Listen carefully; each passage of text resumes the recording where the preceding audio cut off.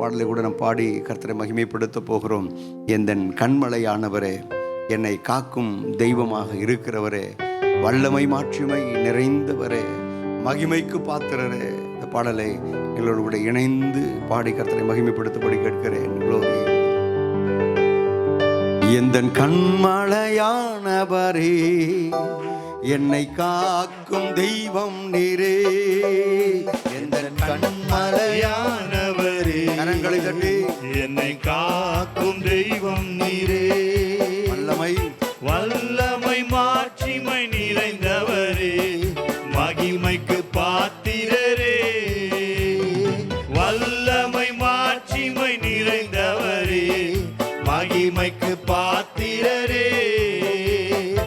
ஆராதனை உமக்கே, கரங்களை உயர்த்தி ஆராதனை உமக்கே. ஆமென். ஆராதனை உமக்கே, எங்கள் ஆராதனை உமக்கே. ஆராதனை உமக்கே, ஆமென். ஆராதனை உமக்கே. ஆராதனை உமக்கே, எங்கள் ஆராதனை உமக்கே.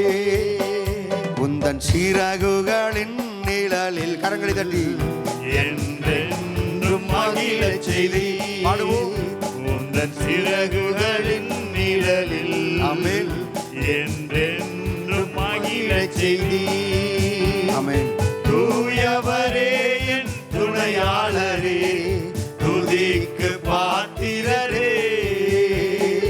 தூயவரே என் துணையாளரே, துதிக்கு பாத்திரரே. ஆராதனை உமக்கே, ஆராதனை உமக்கே. ஆமென். ஆராதனை உமக்கே, எங்கள் ஆராதனை உமக்கே. ஆராதனை உமக்கே, ஆராதனை உமக்கே. ஜீசஸ். ஆராதனை உமக்கே, எங்கள் ஆராதனை உமக்கே. எந்தன் பலகீன நேரங்களில் உன் கிருபையை எனக்கு தந்தீர் ஐயா. பாடுவோமா?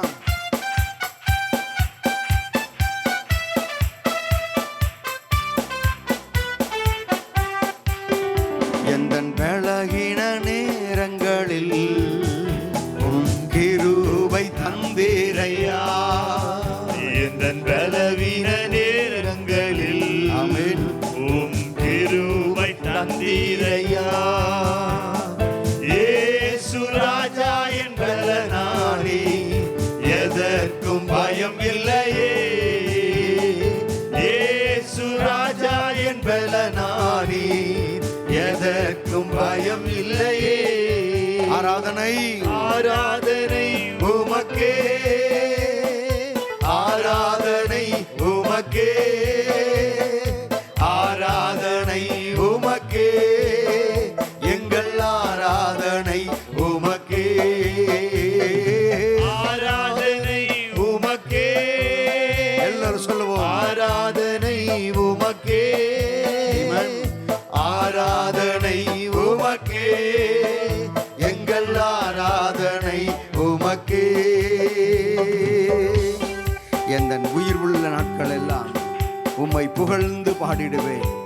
ராஜா, நீர் செய்த நன்மைகளை எண்ணி எண்ணி துதித்திடுவேன் என்று சொல்லி பாடுவோமா?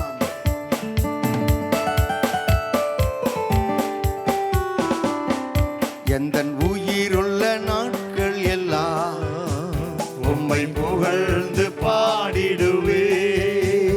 எந்தன் உயிருள்ள நாட்கள் எல்லாம் உம்மை புகழ்ந்து பாடிடுவே. ராஜா, நீ செய்த நன்மைகளை எண்ணி எண்ணி துதித்திடுவே. இயேசு ராஜா, நீ செய்த நன்மைகளை எண்ணி துதித்திடுவே. ஆராதனை உமக்கே, ஆராதனை உமக்கே. எல்லோரும் ஆராதனை உமக்கே, எங்கள் ஆராதனை உமக்கே.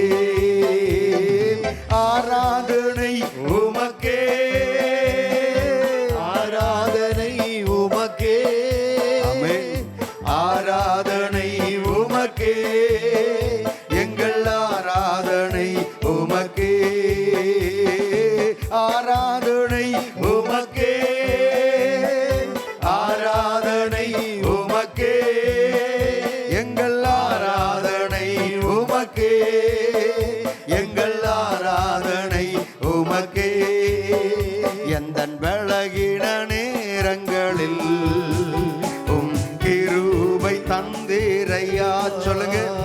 எந்தன் பலகீன நேரங்களில் ஆமென். உம் கிருபை தந்தீரையா. இயேசு ராஜா, இயேசு ராஜா என் பலனானி, எதற்கும் பயம் இல்லையே. இயேசு ராஜா என் பலனானி, எதற்கும் பயம் இல்லையே. ஆராதனை உமக்கே, ஆராதனை உமக்கே. ஆமென். ஆராதனை உமக்கே, எங்கள் ஆராதனை உமக்கே. ஆராதனை உமக்கே, ஆராதனை உமக்கே. எங்கள் ஆராதனை உமக்கே, எங்கள் ஆராதனை உமக்கே. ஆராதனை உமக்கே, ஆராதனை உமக்கே. ஆமென்.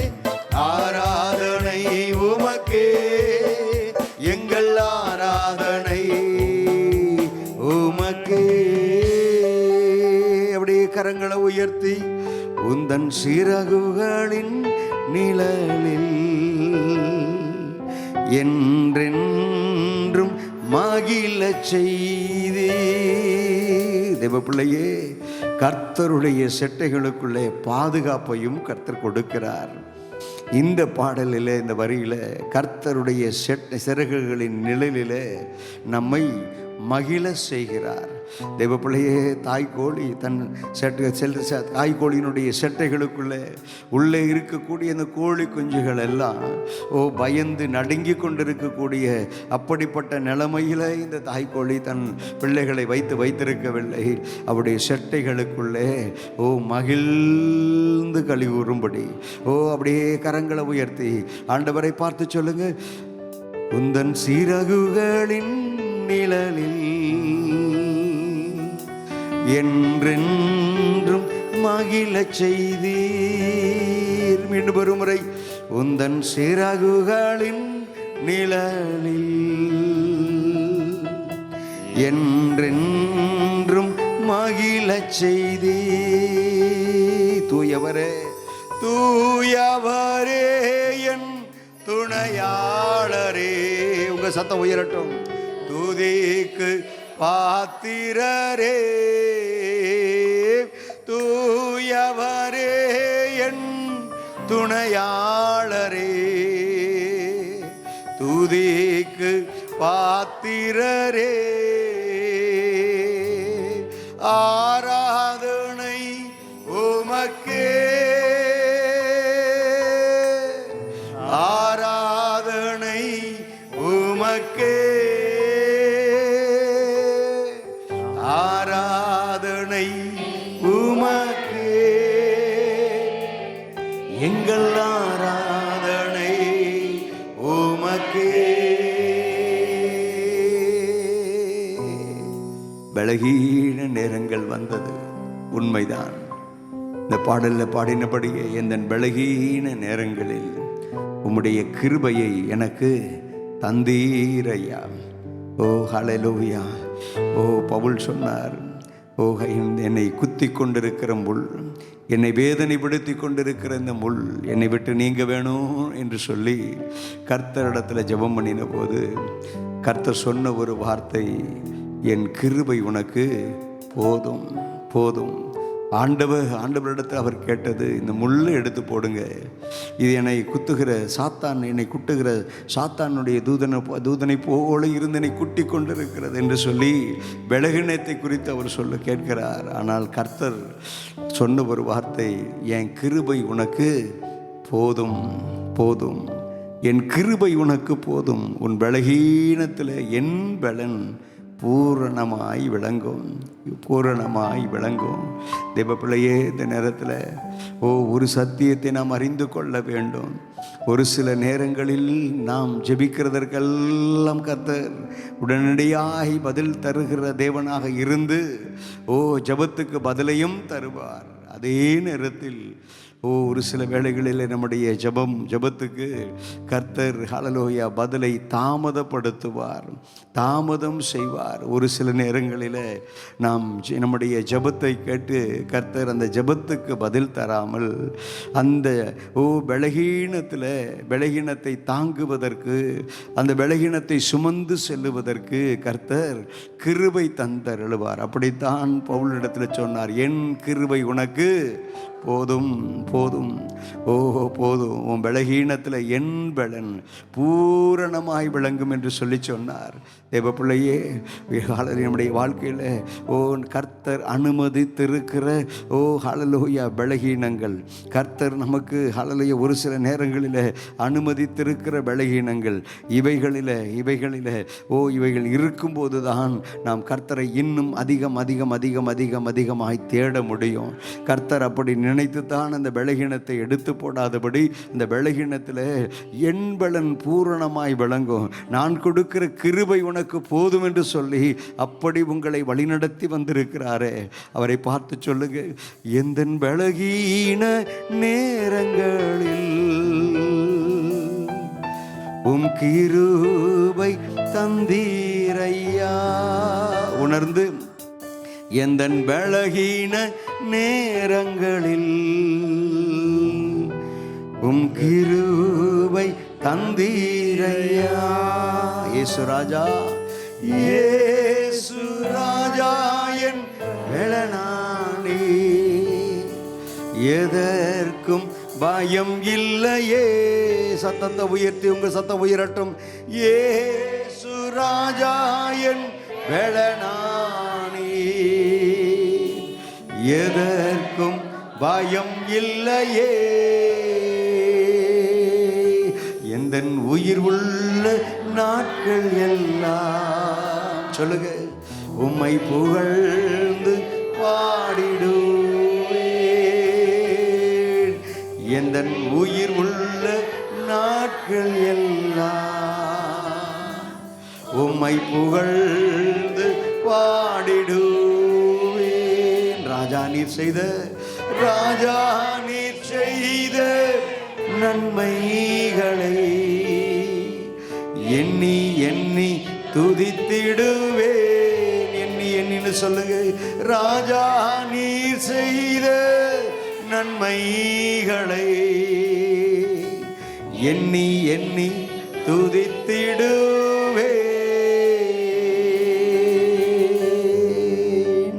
அப்படியே இருக்கிற இடத்துல எழுமி நின்று ராஜா செய்த நன்மைகளை, இயேசு ராஜா நமக்கு செய்த நன்மைகளை, தேவ பிள்ளையே, என் இயேசு ராஜா உங்களுக்கு செய்த ஹல்லேலூயா அற்புத அடையாளங்களை, உங்களுக்கு செய்த அதிசயங்களை அப்படியே கண்களை மூடி கர்த்தருடைய சமூகத்தை நோக்கி பார்த்து கர்த்தருக்கு நன்றி சொல்லி கர்த்தரை மகிமைப்படுத்துவீர்களா?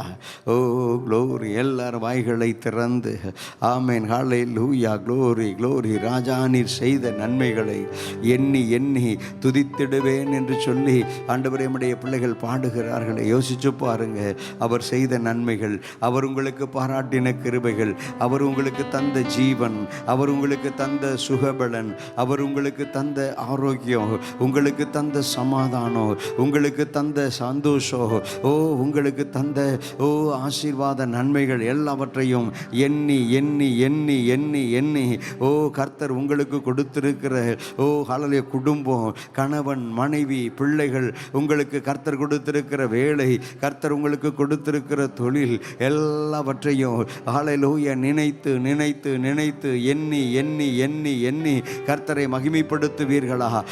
க்ளோரி. தேவ பிள்ளையே, வேலை ஸ்தலத்தில் கர்த்தர் உன்னை வாளாக்காமல் தலையாய் மாற்றினாரே, கீழாக்காமல் உன்னை மேலாய் வைத்திருக்கிறாரே. பூமியிலுள்ள சகல ஜனங்களை பார்க்கலாம் கீர்த்தியிலும் புகழ்ச்சியிலும் மகிமையிலும் சிறந்திருக்கும்படி செய்வேன் என்று சொன்னவர். Glory glory. க்ளோரி. இந்த நவம்பர் மாதம் 8ஆம் தேதி வரைக்கும் கர்த்தர் உன்னை மேன்மையாய் வைத்தாரே, மேன்மையாய் வைத்தாரே. ஓ ஹல்லேலூயா. கர்த்தர் உன்னை மேன்மையாய் வைப்பார் என்ற வார்த்தையின் படியே கர்த்தர் உன்னை மேன்மையாய் வைத்தாரே, மேன்மைப்படுத்தினாரே. ஓ ஹல்லேலூயா. மேன்மைப்படுத்தினாரே. அவருக்கு ஸ்தோத்திரம் செலுத்துங்க, கர்த்தருக்கு ஸ்தோத்திரம் செலுத்துங்க. ஆண்டவரே, மேன்மையாய் கர்த்தர் நீர் என்னுடைய வேலை ஸ்தலத்தில் வைத்திருக்கிறீரே, ஸ்தோத்திரம். என் குடும்பத்தில் கர்த்தர் நீர் எனக்கு கொடுத்திருக்கிற மேன்மை, வேலை ஸ்தலத்தில் எனக்கு கொடுத்திருக்கிற மேன்மை, என்னுடைய உறவுகள் இனஜன பந்துக்கள் மத்தியில் கர்த்தர் நீர் எனக்கு கொடுத்திருக்கிற மேன்மை. ஆண்டவரே, எல்லா மேன்மைகளையும் எண்ணி, எல்லா மேன்மைகளையும் எண்ணி ஆண்டவரே உமக்கு உள்ளத்தின் ஆழத்தில் இருந்து உமக்கு நன்றி சொல்லுங்க. வாய் திறந்து உமக்கு நன்றி, உமக்கு நன்றி, உமக்கு நன்றி, உமக்கு ஸ்தோத்திரம், உமக்கு ஸ்தோத்திரம், உமக்கு ஸ்தோத்திரம். ராஜா, நீர் செய்த நன்மைகளையே எண்ணி எண்ணி துதித்திடுவேன் என்று சொல்லி கர்த்தரை மகிமைப்படுத்தின தேவ பிள்ளையே, ஓ க்ளோரி, ஹல்லேலூயா. நன்மைகளை மறந்து போகாதே, ஓ நன்மைகள் மறந்து போகாதே. ஓ க்ளோரி, க்ளோரி, க்ளோரி. அன்றைக்கு இயேசு கிறிஸ்துவை தேடி 10 குஷ்டரோகிகள் வந்த போதிலோ, ஓ 10 குஷ்டரோகிகளையும் என் ஆண்டவராகிய இயேசு சுகப்படுத்தி அவர்களை வீட்டுக்கு அனுப்பினார். அவர்களை சுகப்படுத்தி போய் ஆசாரியர்களிடத்தில் காண்பியுங்கள் என்று சொன்னார். ஓ ஹல்லேலூயா. அப்படி சுகம் பெற்றவர்கள் ஆசாரியரிடத்தில் தங்களை காண்பித்து, ஓ இந்த குஷ்டரோகம் அவர்களை விட்டு நீங்கினது என்று, ஓ ஹல்லேலூயா, அந்த அற்புதத்தை பெற்றவர்களில் 9 பேர் வீட்டுக்கு போயிட்டாங்க. ஓ 9 பேர் வீட்டுக்கு போயிட்டாங்க. ஒருவன் மாத்திரம் வந்து இயேசு கிறிஸ்துவுக்கு நன்றி சொல்லிவிட்டு வீட்டுக்கு போக வேண்டும் என்று சொல்லி அப்படிப்பட்ட மனநிலையோடு கூட இயேசுவை தேடி வந்தார். இயேசுவை தேடி ஒரு மனிதன் வந்தான். இயேசுவை தேடி சுகம் பெற்றவன் வந்தான். ஓ அவனை பார்த்து என் ஆண்டவர் கேட்ட ஒரு கேள்வி, ஓ நான் சுஸ்தமாக்கினது 10 பேர் அல்லவா, மீதம் 9 பேர் எங்கே என்று சொல்லி கேட்டாரே. தேவ பிள்ளையே, தேவ பிள்ளையே, ஓ கர்த்தர் அநேக நன்மைகளை கர்த்தர் உனக்கு செய்திருக்கும் போது சில நன்மைகளை மாத்திரம் ஓ நீ சொல்லிவிட்டு அப்படியே அமைதியாக இருப்பது நல்லது அல்ல. ஓ நினைத்து நினைத்து நினைத்து நன்றி சொல்ல வேண்டும். ராஜா, நீர் செய்த நன்மைகளை எண்ணி எண்ணி துதித்திடுவேன் என்று சொல்லி பாடினோமே. ஆண்டவர் செய்த நன்மைகளை எண்ணி எண்ணி கர்த்தரை மகிமைப்படுத்துங்க. Oh glory, glory, glory. ஆமென், ஹல்லேலூயா. தேவ பிள்ளையே, உபத்திரவங்கள் இருந்தாலும், போராட்டங்கள் இருந்தாலும், உபத்திரவ நேரத்தில், போராட்ட நேரத்தில் கர்த்தர் உன்னோடு கூட இருந்தாரே, உன்னோடு கூட இருந்தாரே, உன்னோடு கூட அவர் இருந்தாரே. கர்த்தரை ஸ்தோத்திரம் பண்ணுவாயா, கர்த்தரை மகிமைப்படுத்துவாயா. Oh glory, glory, glory, glory. ஆமென், ஆமென், ஆமென், ஆமென். ஓ ஜீசஸ், உமக்கு ஸ்தோத்திரம், ஸ்தோத்திரம் ஆண்டவரே, ஸ்தோத்திரம் ஆண்டவரே, ஸ்தோத்திரம் ஆண்டவரே. Oh glory, glory, glory, glory. அப்பா, அன்றைக்கு யோசேப்பு ஆண்டவரே சிறைச்சாலையில் இருந்தாலும், ஓ எகிப்தில் அடிமைதனத்தில் இருந்தாலும், ஓ தேவ பிள்ளையே, ஆலய கர்த்தரை துதிப்பதில் யோசேப்பு குறைவு வைக்கவில்லை. ஓ கர்த்தரை மகிமைப்படுத்தி கொண்டே இருந்தார். எனவேதான் யோசேப்பை ஓ எகிப்து தேசத்துக்கு அதிபதியாய் கர்த்தர் உயர்த்தினார். ஓ துதிக்கிறவர்களை உயர்த்துவார், ஜெபிக்கிறவர்களை உயர்த்துவார், நன்றி சொல்லுகிறவர்களை உயர்த்துவார். கர்த்தர் உயர்த்துவார். ஓ நன்றி சொல்லுவாயா, கர்த்தரை மகிமைப்படுத்துவாயா. ஓ ரபாதலா. ஆமென், ஆமென், ஆமென், ஆமென். கர்த்தாவே, அன்றைக்கு யோசேப்பு சிறைச்சாலையில் இருந்தாலும் கர்த்தர் அவனோடு கூட இருந்தார் என்ற வாக்கின்படியே, ஓ கர்த்தர் நீர் இருந்தீரே, உபத்திரவ நேரத்தில் இருந்தீரே, பாடுகளின் மத்தியிலே இருந்தீரே, எங்கள் வியாதிகளின் மத்தியிலே எங்களோடு கூட இருந்தீரே. ஓ உமக்கு ஸ்தோத்திரம். சொல்லுங்க வாய் திறந்து, உமக்கு ஸ்தோத்திரம், உமக்கு ஸ்தோத்திரம். அப்பா, நீர் செய்த எல்லா நன்மைகளுக்காக, நீர் பாராட்டின எல்லா கிருபைகளுக்காக உமக்கு நன்றி அப்பா.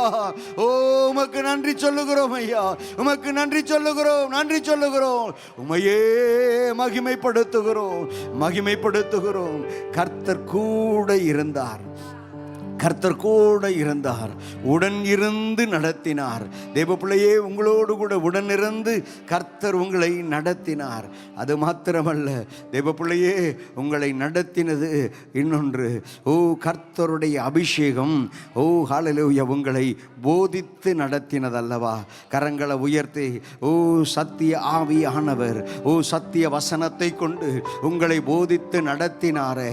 வேதத்தை திறந்து வாசிக்கும் போதெல்லாம் வேதத்தை வேதத்தை திறந்து நாம் கர்த்தருடைய வார்த்தையை தியானிக்கும் போதெல்லாம் க்ளோரி க்ளோரி க்ளோரி க்ளோரி, சத்திய வார்த்தையை கொண்டு மகனே மகளே இதில் நட, இந்த வழியில நடவாதே, இந்த வழியிலே நட, இதை செய், இதை செய்யாதே என்று சொல்லி உங்களுக்கு அவர் போதித்து நடத்தினாரே. நான் உனக்கு போதித்து நீ நடக்க வேண்டிய வழியை உனக்கு காட்டுவேன், உண்மையில் என் கண்ணை வைத்து உனக்கு ஆலோசனை சொல்லுவேன் என்ற வார்த்தையின்படியே கர்த்தர் உங்களை நடத்தினாரே, ஆலோசனை கொடுத்து நடத்தினாரே, ஆலோசனை தந்து நடத்தினாரே. வாய்களை திறந்து சொல்லுங்க உமக்கு ஸ்தோத்திரம் அப்பா, ஸ்தோத்திரம் ஆண்டவரே, ஸ்தோத்திரம் ஆண்டவரே. ஆவியானவரே, என்னை நீ நடத்தின அப்பா நடத்துதலுக்காக ரெண்டு கரங்களையும் உயர்த்தி சொல்லுங்க உமக்கு ஸ்தோத்திரம். ஆவியானவரே, என்னை நீ நடத்தின நடத்துதலை எண்ணி எண்ணி எண்ணி உமக்கு நன்றி சொல்லுகிறேன் ஆண்டவரே, உமக்கு நன்றி சொல்லுகிறேன். அது மாத்திரமல்ல தேவ பிள்ளையே, கர்த்தர் உனக்கு கொடுத்திருக்கிற அந்த அபிஷேகம் இருக்கிறது அல்லவா, அந்த அபிஷேகம் சாதாரணமானது அல்ல. நான் அடிக்கடி சொல்லுவேன், பெரிய பெரிய பணக்காரர்கள், பெரிய பெரிய கோடீஸ்வரர்கள், பெரிய பெரிய உயர் பதவியில் இருக்கிறவர்கள், இவர்களுக்கெல்லாம் கர்த்தர் தந்திராத அபிஷேகத்தை கர்த்தர் உங்களுக்கு தந்திருக்கிறார். தந்திருக்கிறாரா? அப்படியே ஹல்லேலூயா வாய்களை திறந்து ஹல்லேலூயா அந்த அபிஷேகத்தை அப்படியே அனல் மூட்டி எழுப்புங்க. க்ளோரி ஹல்லேலூயா. அவர் சோர்ந்து போகிறவனுக்கு பலனையும் சத்துவம் இல்லாதவனுக்கு சத்துவத்தையும் பெருக பண்ணுகிறவர் அவர், பெருக பண்ணுகிறவர் அவர். Glory glory glory glory. பூமியின் கடையாந்தரங்களை சிருஷ்டித்த அனாதி தேவன் சோர்ந்து போவதும் இல்லை, இலை படைவதும் இல்லை என்பதை நீ அறிய என்பதை நீ அறியாயோ? நீ இதை கேட்டதில்லையோ? க்ளோரி ரீபாமா மாஹா தூரா தாலாபா ரீமா லாமா தாலா காபா தூடா தாலாபா ஷாகா தூடா தலங்கா டகாதா ரகாது ரிமாக்கா பாதுடா மௌதல்ல மகந்தூரு ரீகா தூடா தலா மகா தூடா தலா காபா தாடாபா. ஆமென் ஆமென் ஆமென் ஆமென். Glory glory glory. Yes yes ஹல்லேலூயா. க்ளோரி ஹல்லேலூயா. அவர் சோர்ந்து போகிறவனுக்கு பலனையோ சத்துவம் இல்லாதவனுக்கு சத்துவத்தையோ பெருக பண்ணுகிறவர். இந்த ஆராதனை நேரத்தில் உனக்குள்ளே அபிஷேகத்தை பெருக பண்ணுகிறவர், அபிஷேகத்தின் வல்லமையை உனக்குள்ளே பெருக பண்ணுகிறவர். ஹல்லேலூயா. ரஹாந்தா ரங்கா தரா கதரா ரீமா கபா தூட தாலா கத ரகதுரபா. ஹல்லேலூயா. தேவ பிள்ளையே, அந்த அபிஷேகத்தை பெற்றுக்கொள், அந்த அபிஷேகத்தை பெற்றுக்கொள். வாயை மூடிக்கொண்டு யாரும் அமைதியாய் இருந்துவிடக் கூடாது. அபிஷேகம் பெற்ற எல்லாரும் வாய்களை திறந்து நவமான பாஷைகளை பேசும்போது கர்த்தர் புது எண்ணெய் அபிஷேகத்தாலே உங்களை நிரப்புகிறவர், புது எண்ணெய் அபிஷேகத்தாலே உங்களை மூடுகிறவர், புது எண்ணெய் அபிஷேகத்தாலே உங்களை நிரப்புகிறவர். ஹல்லேலூயா. ஏன் தெரியுமா, ஏன் தெரியுமா, ஏன் தெரியுமா? புது எண்ணெய் அபிஷேகம் சத்துருக்களுக்கு முன்பதாக தேவன் உங்களுக்கு என்று ஒரு பந்தியை ஆயத்தப்படுத்தி உங்கள் தலையை எண்ணெயினால் அபிஷேகம் பண்ணுகிறவர், எண்ணெயினால் அபிஷேகம் பண்ணுகிறவர். உங்கள் பாத்திரம் நிரம்பி வழியத்தக்கதான அபிஷேகத்தை உங்களுக்கு கொடுத்து உங்களை நடத்தும்படிக்காகவே அந்த அபிஷேகத்தை உனக்கு தருகிறவர். வாய் திறந்து கர்த்தரை மகிமைப்படுத்து. அபிஷேகம் பெறாதவங்க இயேசுவே உமக்கு ஸ்தோத்திரம்னு சொல்லுங்க. இயேசுவே என்னையும் நிரப்புன்னு சொல்லுங்க. உங்களையும் நிரப்ப, உங்களையும் நிரப்ப கர்த்தர் வல்லமை உள்ளவராக இருக்கிறார். ஆவியானவரே, ஆவியானவரே, உம்முடைய அபிஷேகம் ஆண்டவரே உம்முடைய பிள்ளைகள் மேல் அளவில்லாமல் ஊற்றப்படட்டும். இந்த நாட்களில் இந்த அபிஷேகம் உம்முடைய பிள்ளைகளை ஆண்டவரே நிரப்பட்டும் அப்பா. ராபாதா லாகாதா டாகாதாரா ரிபாதரா ஹரா ரிகாந்தா லங்கதரா ரிம்மக்கபாதுட பௌதராவா ரிபாதட மக்கதரா கந்துரா ஷபாதுடாதரா ரிகங்கதரா கந்துரா கதுரா. ஆமென் ஆமென் ஆமென். Glory glory glory glory glory. அப்படியே ஹல்லேலூயா. கர்த்தருடைய சமூகத்தை நோக்கி பார்த்து, எந்தன் உயிர் உள்ள நாட்கள் எல்லாம் கரங்களை உயர்த்தி உம்மை புகழ்ந்து பாடிடுவேன் சொல்லுங்க. எந்தன் உயிர் உள்ள நாட்கள் எல்லாம் உம்மை புகழ்ந்து பாடிடுவேன். ராஜா நீர் செய்த நன்மைகளை எண்ணி எண்ணி துதித்திடுவேன். ராஜா நீர் செய்த நன்மைகளை எண்ணி எண்ணி துதித்திடுவேன். கரங்களை உயர்த்தி ஆராதனை உமக்கே, ஆராதனை உமக்கே, ஆராதனை உமக்கே, ஆராதனை உமக்கே. அல்லேலூயா, அல்லேலூயா. எல்லாரும் இணைந்து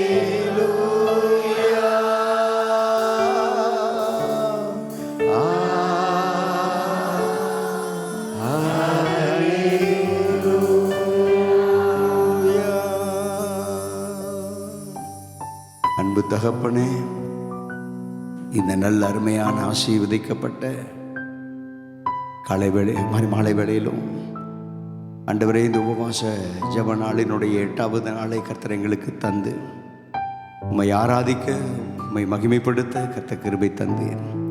இப்பொழுதும் உம்முடைய வார்த்தைகளை நாங்கள் கேட்கவிருக்கிறோம். கர்த்தர் தாமே உம்முடைய வார்த்தைகளை எங்களுக்கு தந்து எங்கள் ஆவி ஆத்துமா சரீரம் ஆண்டவரே உம்முடைய வல்ல வார்த்தைகளினாலே சுத்திகரிக்கப்பட, எங்கள் ஆவி ஆத்துமா சரீரம் உம்முடைய வல்ல வார்த்தைகளினாலே பலனடைய, எங்களுடைய ஆவி ஆத்துமா சரீரம் ஆண்டவரே உம்முடைய வல்ல வசனத்தினாலே ஸ்திரப்பட, ஆண்டவரே நீர் இந்த வார்த்தைகளை எங்களுக்கு தந்து நீங்கள் நடத்த போகிற உம்முடைய அன்புக்காக உமக்கு ஸ்தோத்திரம், ஸ்தோத்திரம். தொடர்ந்து உம்முடைய பரிசுத்தமுள்ள நாமம் மகிமைப்படட்டும். இயேசு ரட்சகருடைய நாமத்தில் பிதாவே, ஆமேன், ஆமேன், ஆமேன், ஆமேன். கர்வம் ஜீசஸ் ஆமென். க்ளோரி. ஹல்லேலூயா. கரங்களை உயர்த்தி சொல்லுங்க, ஹல்லேலூயா. கர்த்தருடைய பரிசுத்தமுள்ள நாமத்துக்கு மகிமை உண்டாவதாக. இந்த 8ஆம் நாள் சுத்திகரிப்பு கூட்டத்திற்கு வந்திருக்கிற தெய்வ பிள்ளைகளாகி உங்கள் ஒவ்வொருவரையும் இயேசு நாமத்தினாலே வாழ்த்துகிறேன். இந்த நாளிலும் கர்த்தருடைய வார்த்தையை நம்முடைய மத்தியில் கொண்டு வந்திருக்கிற அருமையான தேவனுடைய தாசன் நியூட்டன் பிலிப் அவர்களுக்காக கர்த்தரை நான் துதிக்கிறேன். எனவே இப்பொழுதும் கர்த்தர்கள் மூலமாக சபைக்கு என்ன வார்த்தைகளை கொடுக்க வேண்டுமோ அதை கொடுப்பார்கள். கரங்களை தட்டி உற்சாகத்தோடு கூட அருமையான தேவனுடைய தாசனை வரவேற்கலாமா? Glory, glory. ஆண்டவருடைய நாமம் மகிமைப்படுவதாக. இந்த மாலை வேளையிலும் கூட உங்களோடு கூட இந்த கூட்டங்களிலே பங்கு பெற தேவன் தந்த வாய்ப்புக்காக நான் ஆண்டவரை ஸ்தோத்திரிக்கிறேன். இந்த வாய்ப்பை எனக்கு தந்த பாஸ்டர் அவர்களுக்கும் நன்றி தெரிவித்துக் கொள்கிறேன். கர்த்தர் நம்மோடு கூட பேசுவாராக. கண்களை மூடி நமக்கு தெரிந்த ஒரு பழைய ஒரு கோரஸ் ஒன்று உண்டு. ஜீவனுள்ள தேவனின் ஆவியே வாரும்.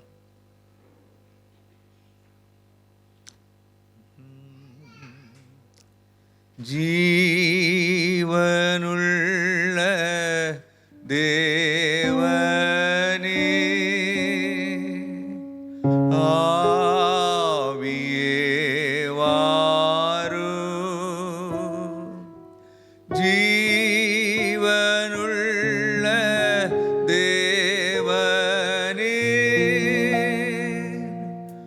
ஆவியே வாரும். நோரு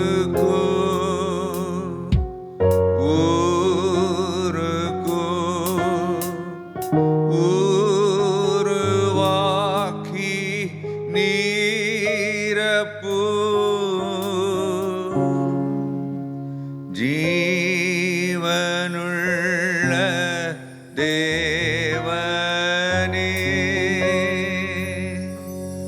ஆவியே வாரும். Spirit of the living God, Spirit of the living God, fall afresh on me. Spirit of the living God, fall afresh on me. Break me,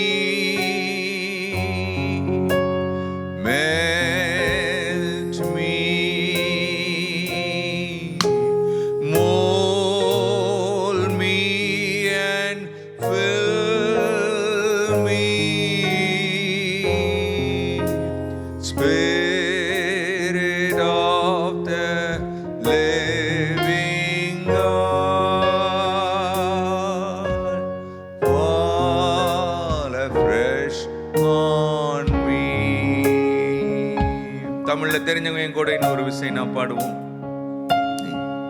வனுள்ள தேவன் ஆவியே வாரும், ஆவியே வாரும். ஜீவனுள்ள தேவனின் ஜீவனுள்ள தேவனின் ஆவியே வாரும், ஆவியே வாரும். நொறுக்கும் உருக்கும் உருவாக்கி நிரப்பும், உருவாக்கி நீரப்பும்.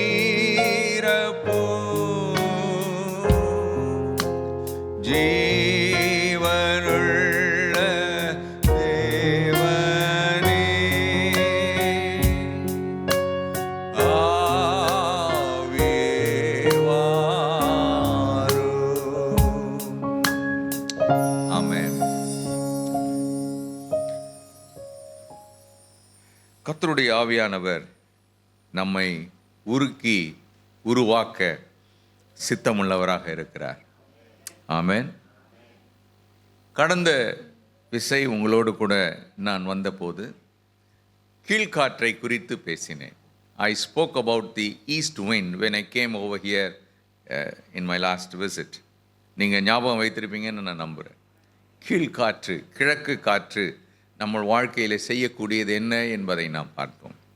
இந்த மாலை வேளையிலும் கூட வடகாற்றை குறித்து உங்களோடு கூட பகிர்ந்து கொள்ள இருக்கிறேன். This evening I am going to share from the north wind.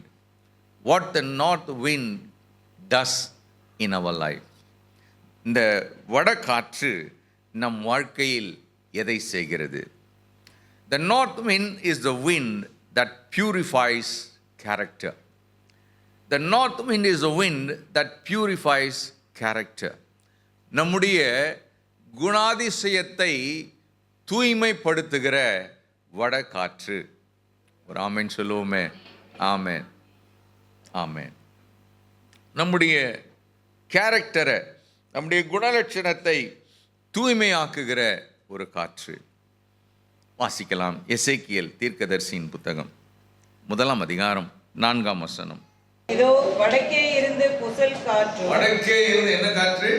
புசல் காற்றும், பெரிய மேகமும் அத்தோடே கலந்த அக்கினியும் வரக்கண்டேன். அதை சுற்றிலும் பிரகாசமும் அதில் நடுவில் அக்கினிக்குள்ளிருந்து விளங்கிய சொகுசாவின் நிறமும் உண்டாயிருந்தது. தீர்க்கதரிசி கண்ட ஓர் தரிசனம். கர்த்தருடைய ஊழியர்கள் கர்த்தருடைய காரியங்களை பார்க்கிறவர்கள். தீர்க்கர்கள் என்று சொல்லும்போது அவர்கள் தேவன் பார்க்கிற விதமாய் பார்க்கிறவர்கள்.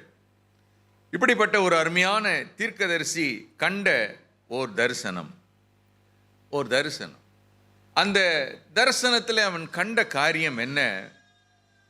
ஒரு காற்று, வடக்கே இருந்து வரக்கூடிய ஒரு காற்று. The great windstorm from the north. இதோடு கூட இந்த காற்று மேகத்தை கொண்டு வருகிறது. மேகம், அத்தோடு கலந்த அக்கினி. வடகாற்று மேகத்தை கொண்டு வருகிறது, மேகத்தோடு அக்கினியை கொண்டு வருகிறது. தேவ மனிதனுடைய தரிசனம் அக்கினி வடகாற்றோடு கூட வருகிறதை அவர் கண்டார். அந்த அக்கினியின் நடுவிலே அதை சுற்றிலும் இருந்த ஒரு பிரகாசம், அக்கினிக்குள்ளே இருந்து வந்த ஒரு நிறம். அந்த நிறம் தமிழில் எனக்கு விளங்காத ஒரு வார்த்தை.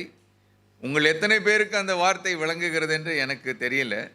நமக்கு தெரிந்த சொகுசாவெல்லாம் ரொம்ப சொகுசாக வாழ்கிறான், ரொம்ப சொகுசாக இருக்கிறான்ப்பா, இல்லை அவர் ரொம்ப சொகுசாக இருக்கிறா, இதைத்தான் நம்ம அறிவோமே தவிர ஒரு நிறத்திற்கு சொகுசா என்ற ஒரு சொல் கட்டளையிடப்பட்டிருக்கிறது, சொல்லப்பட்டிருக்கிறது. இதை அறிய வேண்டும் என்றால் ஆங்கில வேதாகமத்துக்கு நாம் திருப்போமே. ஆனால் அங்கு ஆம்பர் என்ற ஒரு வார்த்தை இந்த சொகுசா என்ற இந்த நிறத்திற்கு சொல்லப்பட்டிருக்கிறது. ஆம்பர். ஆம்பர் என்றால் என்னையா அப்படின்னு அதை இன்னும் கொஞ்சம் சற்று விளக்கமாக பார்க்க சில டிக்ஷனரிஸை தேடும்போது amber is a mixture of yellow and orange அப்படின்னு போட்டிருக்கு. ஆம்பர்னா என்னது, இந்த சொகுசானா என்னதுன்னு கேட்டால், சொகுசாவுடைய நிறம் என்பது மஞ்சளும் ஆரஞ்சு கலரும் இணைந்து வரக்கூடிய ஒரு நிறம். அதுதான் இந்த சொகுசா நிறம். மனதில் வைத்துக்கொள்வோம். அப்படி என்றால் ஒரு அக்கினி பிழம்பு காணப்படும் போது அந்த அக்கினி பிழம்பிலே வரக்கூடியதான பிரகாசம் அந்த அக்கினி பிழம்பின் நிறம் என்பதை நாம் அறிய வேண்டும். இந்த அக்கினி பிழம்பை கொண்டு வருவது வட காற்று என்பதை நாம் அறிய வேண்டும். இந்த வட காற்று தேவனிடத்திலிருந்து வருகிற ஒரு காற்று. எப்படி கீழ்காற்று தேவனிடத்திலிருந்து வருகிறதோ அதே போல இந்த வடகாற்றும் தேவனால் அனுப்பப்படுகிறது. தேவனுடைய சித்தத்தை, நோக்கத்தை நிறைவேற்றுகிறது. கீழ்காற்று மனிதனுடைய மேட்டிமையை, மனிதனுடைய பெருமையை உடைப்பதற்காக நாம் அதில் பார்த்தோம். எப்ராஹிம் என்கிறதான அந்த மக்கள், அவர்கள் தங்களுடைய சுய பலத்தின் மீது, சுய சக்தியின் மீது அவர்கள் சார்ந்திருந்தவர்கள். தீரு என்கின்ற பட்டணம் தங்களுடைய வாணிபம், தங்களுடைய பொருளாதாரம் இவைகளின் மீது பெருமை கொண்டிருந்த ஒரு நிலையிலே அது காணப்பட்டது. எனவே ஆண்டவர் தீரு பட்டணத்தின் மீது, எப்ராஹிம் மீது தமது கீழ்காற்றை வீச பண்ணினார். இந்த வடகாற்றையும் தேவன் அனுப்புவதற்கு ஒரு பெரிய நோக்கத்தை வைத்திருக்கிறார். கர்த்தருடைய ஜனங்கள் சுத்திகரிக்கப்பட வேண்டும். கர்த்தருடைய மக்கள் தேவன் அண்டை சுத்திகரிக்கப்பட்டு உருமாற்றம் பெற்று அவரை போல மாற வேண்டும் என்பதற்காக தேவன் இந்த வடகாற்றை அனுப்புகிறார். அவரோடு கூட நாம் இன்னும் நெருங்கின உறவிலே வளர வேண்டும் என்பதற்காக தேவன் இந்த வடகாற்றை அனுப்புகிறார். இந்த வடகாற்று தேவனால் அனுப்பப்படுகிறதாக இருந்தாலும் அதோடு கூட இது எதை கொண்டு வருகிறது என்றால் அக்கினியை கொண்டு வருகிறது. வடகாற்று அக்கினியை கொண்டு வருகிறது. நம்முடைய வாழ்க்கையிலே எல்லாருக்கும் சில கடினமான பிராந்தியங்கள், உடைக்க முடியாத சில பிராந்தியங்களை நாம் கொண்டிருக்கிறோம். உடைக்க முடியாத பிராந்தியங்கள் என்று சொல்லும்போது நம்முடைய மனதிலே நாம் வைத்திருப்போம், என்னை யாரும் இந்த காரியத்தில் மாற்றுவதற்கு முடியாது, மாறுவதற்கு நானும் விரும்பவில்லை என்று பல காரியங்களை நாம் உறுதியாக வைத்திருப்போம். என்னுடைய நண்பன் ஒரு நாள் அவனுடைய தகப்பனாலே தண்டிக்கப்பட்டார். அந்த தகப்பனார் என்னுடைய நண்பனை பார்த்து முழங்கால் படியிடும்படியாக சொன்னார். நம்ம வயதானவர்களுக்கு தெரியும், நம்முடைய பெற்றோர் நம்மை மிக கடுமையான டிசிப்ளினில் நம்ம வளர்க்கணும்னு பல்வேறு உடல் உபாதைகளை நமக்கு தந்து அடியை கொடுத்து முழங்கால் படியிடு, இல்லை நின்றுக்கிட்டே இரு, என்னென்னமோ சொல்லுவாங்க, இதெல்லாம் போடு அப்படின்னு. அப்படியெல்லாம் வளர்க்கப்பட்ட அந்த காலம் உண்டு. ஆனால் இப்போ அதெல்லாம் நம்மளால் என்ன பண்ண முடியறதில்ல, செய்ய முடியறதில்ல. சரி, நம்ம இங்கே வருவோம். என்னுடைய நண்பன் முழங்கால் படியிட்டு கொண்டிருந்தார். அழுகை, கண்களில் கண்ணீர். அவங்க அப்பா அங்கே எதிர நின்று முழங்கால் போடுனாரு. முழங்கால் போட்டு அழுதுகிட்டே அவன் சொல்கிறான், நான் வெளியே தான் முழங்கால் போட்டிருக்கிறேன், உள்ளே நான் நின்றுக்கிட்டு தான் இருக்கிறேன் அப்படின்னா. நான் வெளியே தான் என்ன பண்ணுறேன், அப்பா கையில் பெல்ட்டு, அந்த பெல்ட்டில் அடி வரக்கூடாது அப்படின்றதுக்காக நான் என்ன பண்ணிகிட்டு இருக்கிறேன், முழங்கால் போட்டுக்கிட்டு இருக்கிறேன். ஆனால் நான் உள்ளத்துக்குள்ளே எப்படி தான் இருக்கிறேன், இன்னும் நின்றுட்டு தான் இருக்கிறேன் அப்படின்னா. அவங்க அப்பா வெளுத்து போயிட்டார். பெரிய வயசுலாம் இல்லை, 5வது படிக்கும்போது, 4வது 5வது படிக்கும்போது, I am kneeling on the outside but I am standing on my inside அப்படின்னா. கவனித்து பாருங்கள், நம்ம எல்லாருடைய இருதயத்திலும் இப்படி மாற்ற முடியாது, மாற விரும்பவில்லை, நான் இப்படித்தான் அப்படின்னு சில பிராந்தியங்களை நாம் உறுதிப்படுத்தி வைத்திருக்கிறோம். சொல்லி பார்த்தாலும் மாற மாட்டோம், திட்டி பார்த்தாலும் மாற மாட்டோம், இல்லை கடினமான முறைகளை கையாண்டாலும் நான் இப்படித்தான், I am what I am, I will not change. இந்த மனப்பக்குவம் சிலருக்கு அவுட்வேர்டாக தெரியும், அவங்களுடைய பிஹேவியரில் தெரியும். சிலருக்கு தெரியவே தெரியாது, அது இன்வேர்டில் இருக்கும். அவங்க வெளியெல்லாம் சிரிச்சுக்கிட்டே இருப்பாங்க, நீ சொல்கிறதெல்லாம் சொல்லு மகனே, நீ சொல்லுமா, சொல்லப்பா, ஐ am standing on my inside. ஆமாம், நீ என்ன வேணால் நீ சொல்லு, அவுட் சைடில் நான் என்ன வேணால் செய்கிறேன், உனக்காக நான் செய்கிறேன், but I M stubborn inside. என்னை யாரும் ஒன்றும் மாற்ற முடியாது. அநேக குடும்பங்களில் இன்றைக்கி பிரச்சனைக்கு ஒரு காரணம் என்னன்னு கேட்டால், இந்த ஸ்டபர்னஸ். குடும்பங்களில் மாத்திரமல்ல, சபைகளிலும் இன்றைக்கி அநேக சபைகளில் பிரச்சனைகளுக்கு முக்கியமான காரணம் ஸ்டபர்னஸ். நம்ம எந்த ஒரு தலைமைத்துவத்துக்கும் இணங்கி வர விரும்புவதில்லை. குடும்பத்தில் கணவனை தேவன் தலைவராக வைத்திருக்கிறார், அந்த தலைமைத்துவத்துக்கு இணங்கி வர விரும்பாத பெண்கள் உண்டு. சபைக்கு தேவன் ஒரு ஊழியரை வைத்திருக்கிறார், அவருடைய தலைமைத்துவத்துக்கு இணங்க விரும்பாத ஆண்களும் பெண்களும் உண்டு. சபைக்கு மேலே ஆண்டவர் ஊழியருக்கு மேலே கிறிஸ்துவை தலையாக வைத்திருக்கிறார். இப்படி சற்று யோசித்து பார்ப்போம். நமது வாழ்க்கையில் நாம் யாருக்காயிலும் இணங்கி கொடுக்க பிள்ளைகள் இருப்பீர்கள் என்றால், பெற்றோர்களை தேவன் உங்களுக்கு தந்திருக்கிறார். உங்கள் தகப்பன், தாய், இவர்களுக்கு இணக்கம் உள்ளவர்களாக, அவளுடைய நன்னடத்தைக்கு நாம் பங்குள்ளவர்களாக மாற வேண்டும் என்று தேவன் எதிர்பார்க்கிறார். இந்த கடினமான இதயத்தினுடைய அந்தரங்க பகுதி மாற முடியாது, மாற விரும்பவில்லை, மாற மாட்டேன் என்று சொல்லுகிற அந்த பகுதிகளை உடைப்பதற்காக தேவன் வடகாற்றை அக்கினியோடு கூட அவர் அனுப்புகிறார். அது வேறு ஒருவராலும் உருக்கப்பட முடியாது. that cannot be melted by anyone because it is not submissive. ஆண்டவர் அதை உடைக்க, அதை உருக்க தேவன் விரும்புகிறார். நீங்கள் யாராகிலும் உலைக்களத்துக்கு போயிருக்கிறீங்களா? உருக்காலை அங்கே போய் பார்க்க வேண்டும் என்றால் அநேக காரியங்கள் அந்த உருக்காலையிலே காணப்படும். நிறையா இரும்பு துண்டுகள், பெரிய பெரிய இரும்பு தூண்கள், வளைந்து போனவை, ஒடிந்து போனவை, சின்னது, பெருசு, இப்படி பல இரும்புகள் அந்த உருக்காலையில் வைக்கப்பட்டிருக்கும். அடுத்த பகுதிக்கு வந்தால் அங்கே உலைக்களம், தி ஃபர்னஸ், அங்கே நெருப்பு எரிந்து கொண்டிருக்கும். வரிசையாக மக்கள் நின்று கொண்டிருப்பார்கள். அவங்க கையிலெல்லாம் நீங்கள் பார்த்தீங்கன்னா பெரிய க்ளவுஸ், ஹேண்ட் க்ளவுஸ் போட்டிருப்பாங்க. கையில் பெரிய பெரிய கரண்டிகள் இருக்கும். இந்த கரண்டிகளை வைத்து, முள் கரண்டிகளை வைத்து என்ன செய்வார்கள் என்றால், அந்த எரிகிறதான அந்த அக்கினிக்குள்ளாக இந்த இரும்புகளை உடைந்து போன உருக்குலைந்த ஷேப்லெஸ் புரோக்கன் அன்வான்ட் ஸ்கிராப். அது ஆங்கிலத்தில் தான் நல்லா இருக்கு. ஸ்கிராப். ஸ்கிராப்னா என்னதுங்க? எதுக்கும் உதவாதது. அதெல்லாம் கொண்டு போய், அந்த இரும்பெல்லாம் கொண்டு போய் உள்ளே போட்டு உருக்குவாங்க. இந்த மக்கள் எவ்வளவு தான் சின்ன செக்க செவேல்னு இருக்கிறவனாக இருந்தாலும் சரி, அந்த நெருப்பில் இருந்து என்ன ஆவான்? எல்லாம் என்ன மாதிரி கண்ணங்கரையில் ஆயிடுவான். என்னை விட கருப்பானதான் வாய்ப்பு இருக்குது. நெருப்பு அதனுடைய தாக்கம். இதையெல்லாம் கொண்டு வந்து உள்ளே கொட்டும்போது பார்த்திங்கன்னா அந்த இரும்பு உள்ளே உருக்கப்படுகிறது. அதிகமான ஒரு டெம்பரேச்சரில், வெப்பநிலையில் கொட்டப்படுகிற இரும்புகள் அங்கு உருகுகிறது. உருகும்போது சில இரும்புகள் வெடிக்கும்.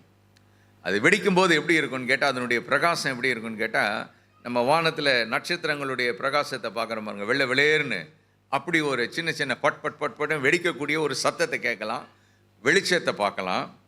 ஆனால் அதுக்கு பிறகு பெரிய பெரிய இரும்பு கேர்டர்ஸ், பெரிய பெரிய இரும்பு பைப்ஸு, இது எல்லாமே பார்த்திங்கன்னா உள்ளே போனதுக்கப்புறம் தன்னுடைய நிலையை அது இழந்து ஒரு திரவ வடிவத்தில் வருது. அப்படி தானே? உருகி அது ஒரு திரவ வடிவத்தில் வருது. அந்த திரவத்தை என்ன பண்ணுவான்? கொண்டு போய் ஒரு வார்ப்பில், ஒரு ஒரு ஒரு மோல்டில் அதை ஊற்றுவான். அதை கொண்டு போய் மறுபடியும் ஒரு மோல்டில் ஊற்றிட்டு கொஞ்ச நேரம் கழித்து பார்த்து அதை எடுத்தால் உள்ளே போகும்போது பெண்டாகி இருந்தது, உடஞ்சி இருந்தது, துருப்பிடிச்சி இருந்தது, உதவாதது, ஸ்க்ராப்பாக போனது இப்போ மறுபடியும் என்னவாயிடுச்சு அப்படின்னு கேட்டால், அது பயன்படக்கூடிய ஒரு இரும்பு பில்லராகவோ, அது பயன்படக்கூடிய ஒரு இரும்பு பைப்பாகவோ, இல்லையா, அது ஸ்கொயர் பைப்பாக வரலாம், இல்லாட்டி வந்து ரவுண்ட் பைப்பாக வரலாம். பிரதரை கேட்டால் தான் தெரியும். ஆமாம், பயனுள்ளதாக அது மாறும்.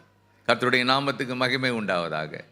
அது பயனுள்ளதாக மீண்டும் மாறணும் அப்படின்னு கேட்டால் அது எங்கே போகணும் அப்படின்னு கேட்டால், இந்த ஃபர்னஸ்குள்ளே, இந்த உருக்காலைக்குள்ளே அந்த இரும்பு கட்டாயம் போயாகணும்.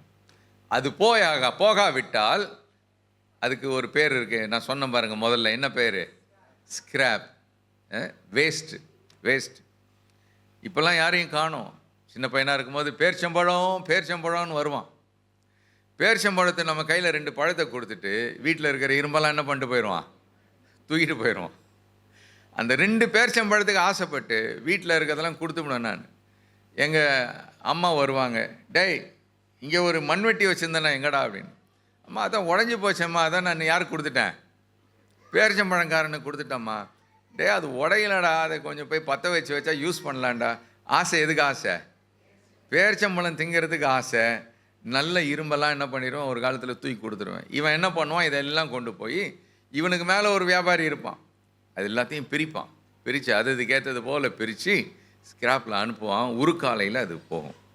கர்த்தருக்குள் பிரியமானவர்களே, கர்த்தருடைய பிள்ளைகள் ஒவ்வொருவரையும் ஆண்டவர் இப்படிப்பட்டதான ஒரு ஒழுக்கத்துக்குள்ளாக கொண்டு வர இந்த வடகாற்றை பயன்படுத்துகிறார். ஒரு ஆமேன்னு சொல்லுமா வேண்டாம்? ஆமேன். நம்ம எல்லாம் டிசிப்ளின் ஆகி ஒரு சிஸ்டத்துக்குள்ளே வரணும். ஒரு பயன்படுத்தப்படக்கூடிய, தேவனால் பயன்படுத்தப்படக்கூடிய நிலைக்கு நாம் வர வேண்டும் என்றால் நாம் இந்த வடகாற்றை நம்முடைய வாழ்க்கையில் ஏற்றுக்கொள்ள வேண்டும். ஆமென். இது நம்முடைய ஸ்டபன்னஸ், நம்முடைய கடுமையான பிராந்தியங்கள். வணங்கா கழுத்துள்ள ஜனங்களேன்னு ஆண்டவர் தமது ஜனத்தை பார்த்து சொன்னார் பாருங்க. இதுக்கு நம்ம விளங்கிக்கணும்னா மாட்டு வண்டியை தான் பார்க்கணும். மாட்டு வண்டியில் மாடு வந்து என்ன செய்வான்னா, அந்த நுகத்தில் பூட்டுவான். பழகின மாடு என்ன பண்ணணும்னு கேட்டால், அவன் வந்து அந்த நுகத்தை எடுத்து அப்படி வண்டியை அப்படி அந்த நுகத்தை அந்த கம்பை எடுத்து தூக்கினானாலே அது என்ன பண்ணும்? கழுத்து என்ன பண்ணும்? தானாக உள்ளே கொடுக்கும். அது வணங்குற கழுத்து. இதில் பழகாத மாடு சந்தையில் போய் பிடிச்சிட்டு வந்துடுவான், எங்கேயாவது போய் சீப்பாக கிடைக்குதுன்னு. விற்கிறவனும் விற்றுருவான், இது வண்டி மாடு தான் சார் அப்படின்னு. கொண்டு வந்து நீங்கள் உள்ளே என்னத்தான் வந்து கம்பை தூக்கிட்டு உள்ளே கொண்டு உள்ள திணிச்சாலும் அதுக்கு பழக்கம் இல்லை. இன்றைக்கி ஆண்டவர் நம்மை சுத்திகரிக்க விரும்புகிறார். அவருடைய வடகாற்றை அனுப்பி நம்மை சுத்திகரிக்க விரும்புகிறார். அந்த சுத்திகரிப்புக்கு நாம் இடம் கொடுப்போம். வணங்கா கழுத்துள்ள ஜனங்களாக அல்ல, இணங்கி கொடுக்கிற ஜனங்களாக நாம் நம்மை விட்டு கொடுப்போம். ஆமென். கீழ்காற்றை குறித்து நாம் வாசிக்கும் போது அந்த கீழ்காற்றினுடைய தாக்கம் யோசேப்புடைய வாழ்க்கையில் எவ்விதமாக இருந்தது, மோசேயுடைய வாழ்க்கையில் எவ்விதமாக இருந்தது, யாக்கோபுடைய வாழ்க்கையில் எவ்விதமாக இருந்தது என்பதை நாம் பார்த்தோம்.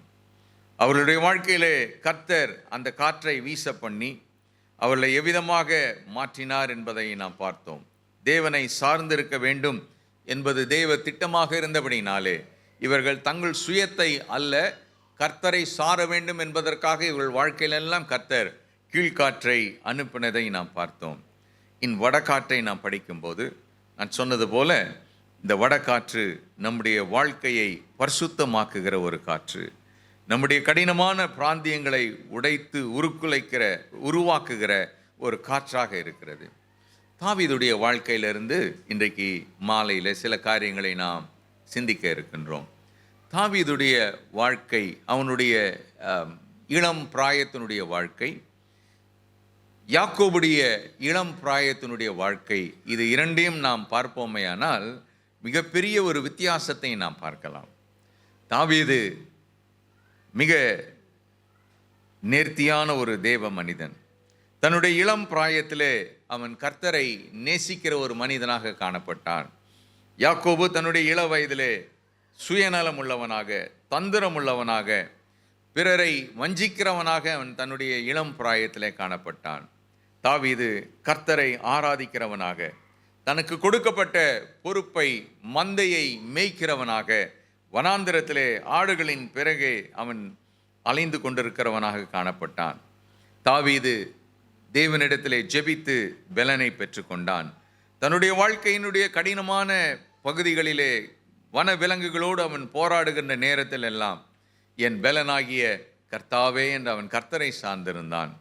ஆனால் யாக்கோபு தன்னுடைய வாழ்க்கையிலே கடினமான பிராந்தியங்கள் வரும்போது, நேரங்கள் வரும்போது அவன் தந்திரமாய் எவ்விதமாய் நாம் தப்பிக்கொள்ளலாம் என்ற பல திட்டங்களையும் பல யுக்திகளையும் அவன் ஏற்படுத்தி வைத்திருந்தான்.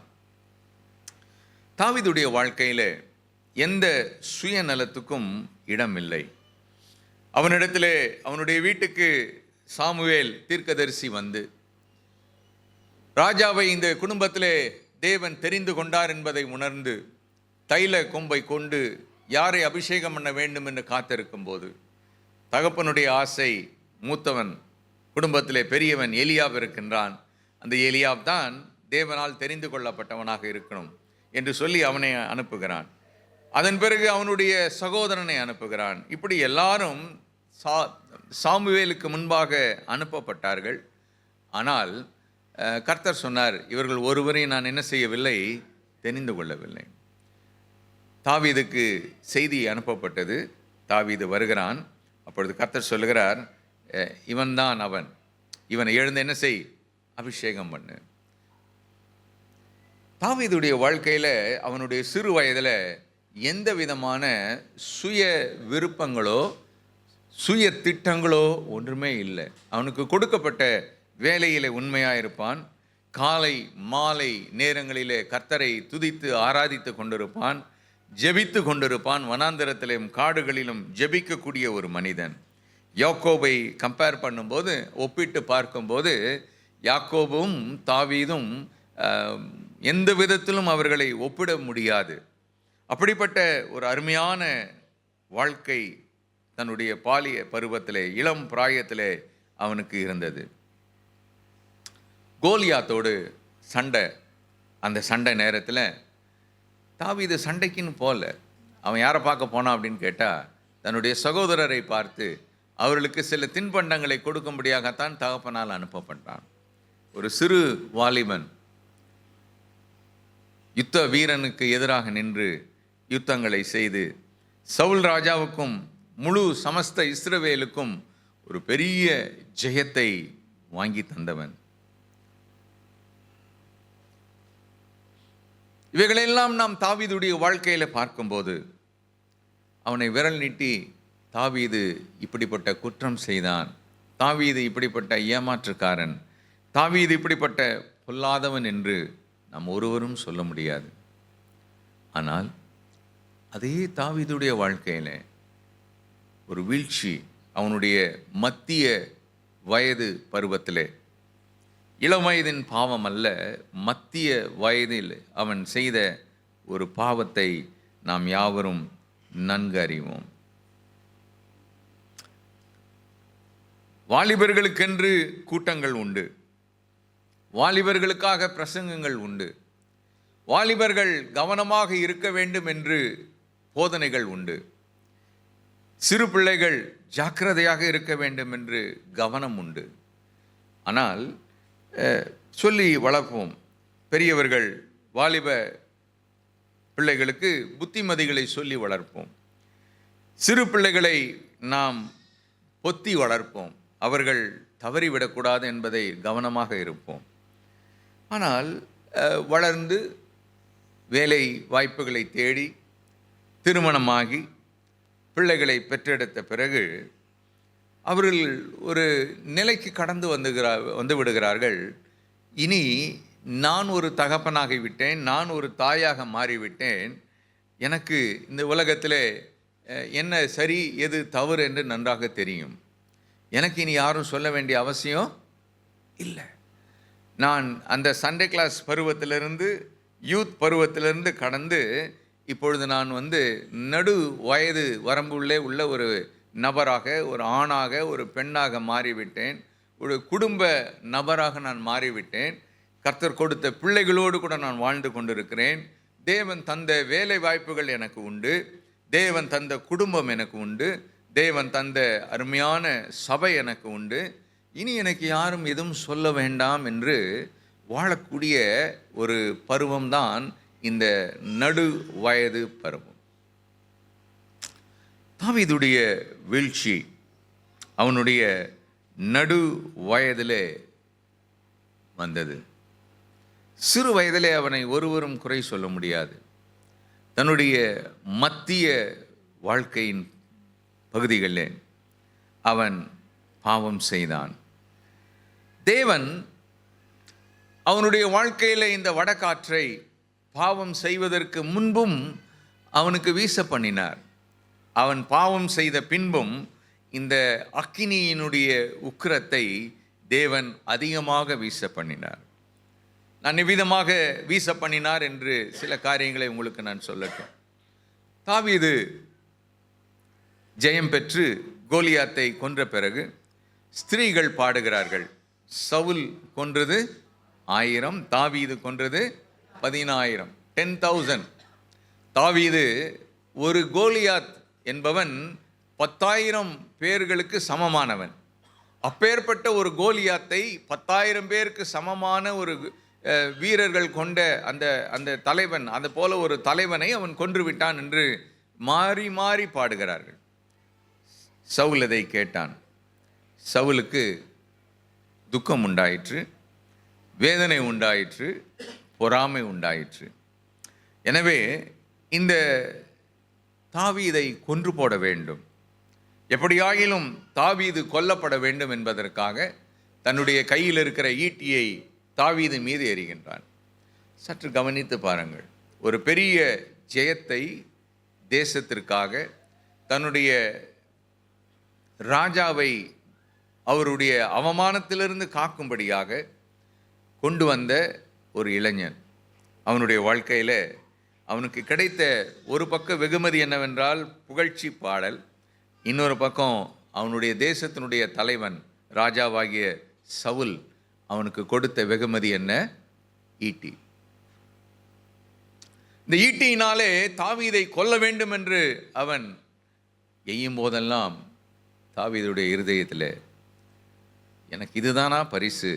என்னுடைய தலைவன் கொடுக்கக்கூடிய பரிசு இதுதானா?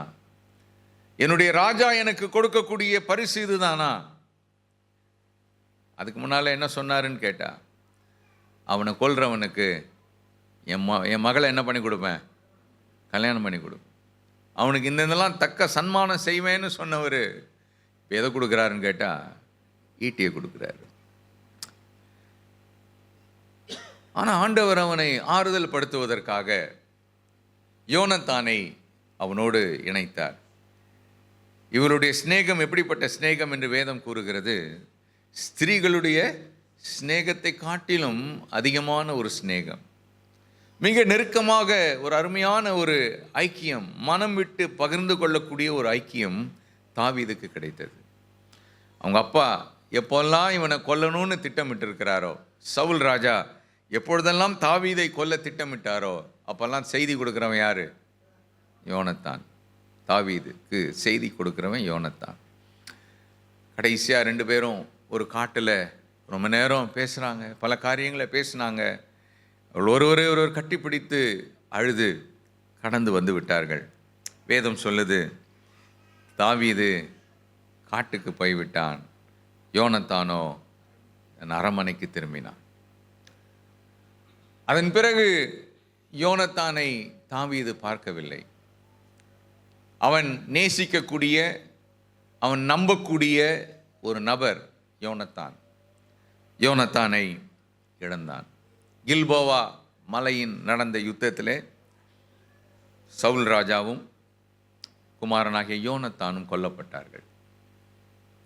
தனித்து விடப்பட்டவனாக இருந்தான். ஆனாலும் தாவீதுக்கு ஒரு நல்ல இருதயம். சவுல் ராஜா மரித்து போனார், யோனத்தான் மரித்து போனான். தாவீது ராஜாவான பின்பு 2 சாமுவேல் 9ஆம் அதிகாரம் 1ஆம் வசனத்திலே நாம் பார்க்கிறோம். 2 சாமுவேல் 9:1.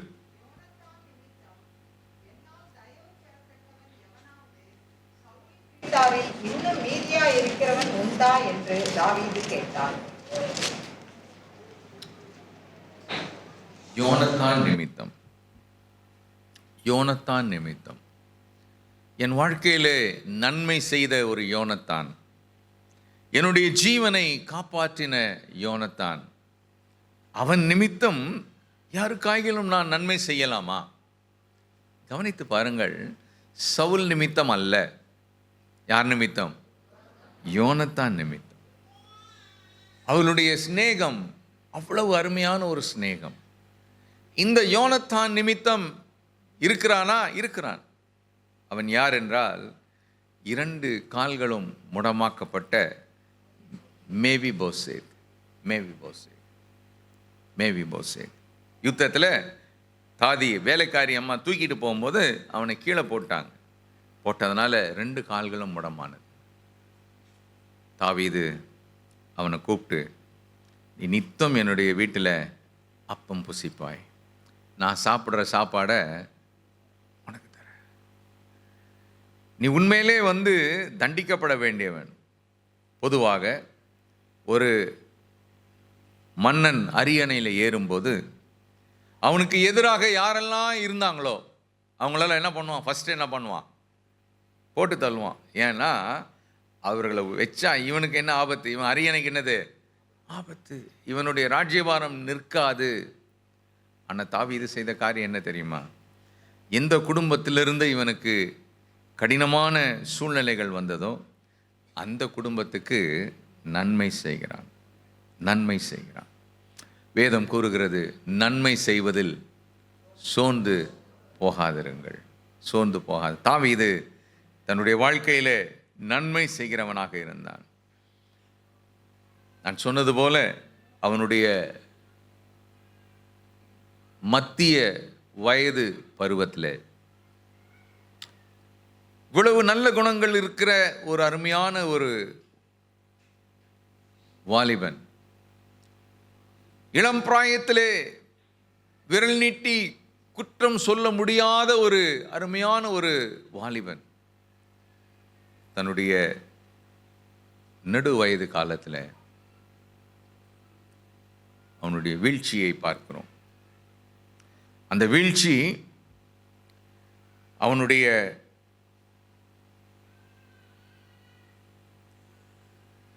தலைமைத்துவம்,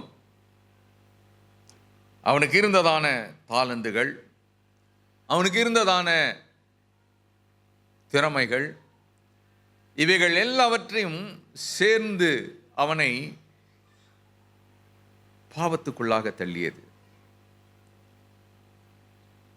பாவம் மனிதனையும் தேவனையும் பிரித்து விடுகிறது.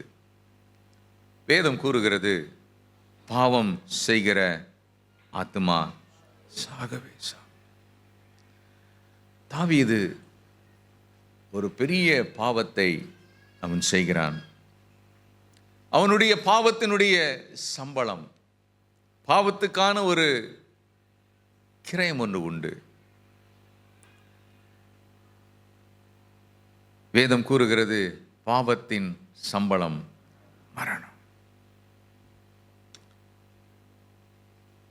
இப்பொழுது அவன் தேவ ஆலயத்துக்கு போகிறானா? போகிறான். பலி செலுத்துகிறானா? செலுத்துகிறான். ஆனால் பாலிய பருவத்திலே சிறு பிள்ளையாண்டானாக இருக்கும்போது தேவனை அந்த வனாந்தரத்திலே துதித்து பாடி, தன் ஆடுகளோடு கூட இருக்கும்போது தேவனை துதித்து புகழ்ந்து பாடி அவர் சமூகத்திலே ஜெபித்தது போல ஒரு உறவு இப்பொழுது இல்லை. ஏன்? அவனுடைய ஆத்துமா செத்துவிட்டது. அவனுடைய உள்ளான மனுஷன்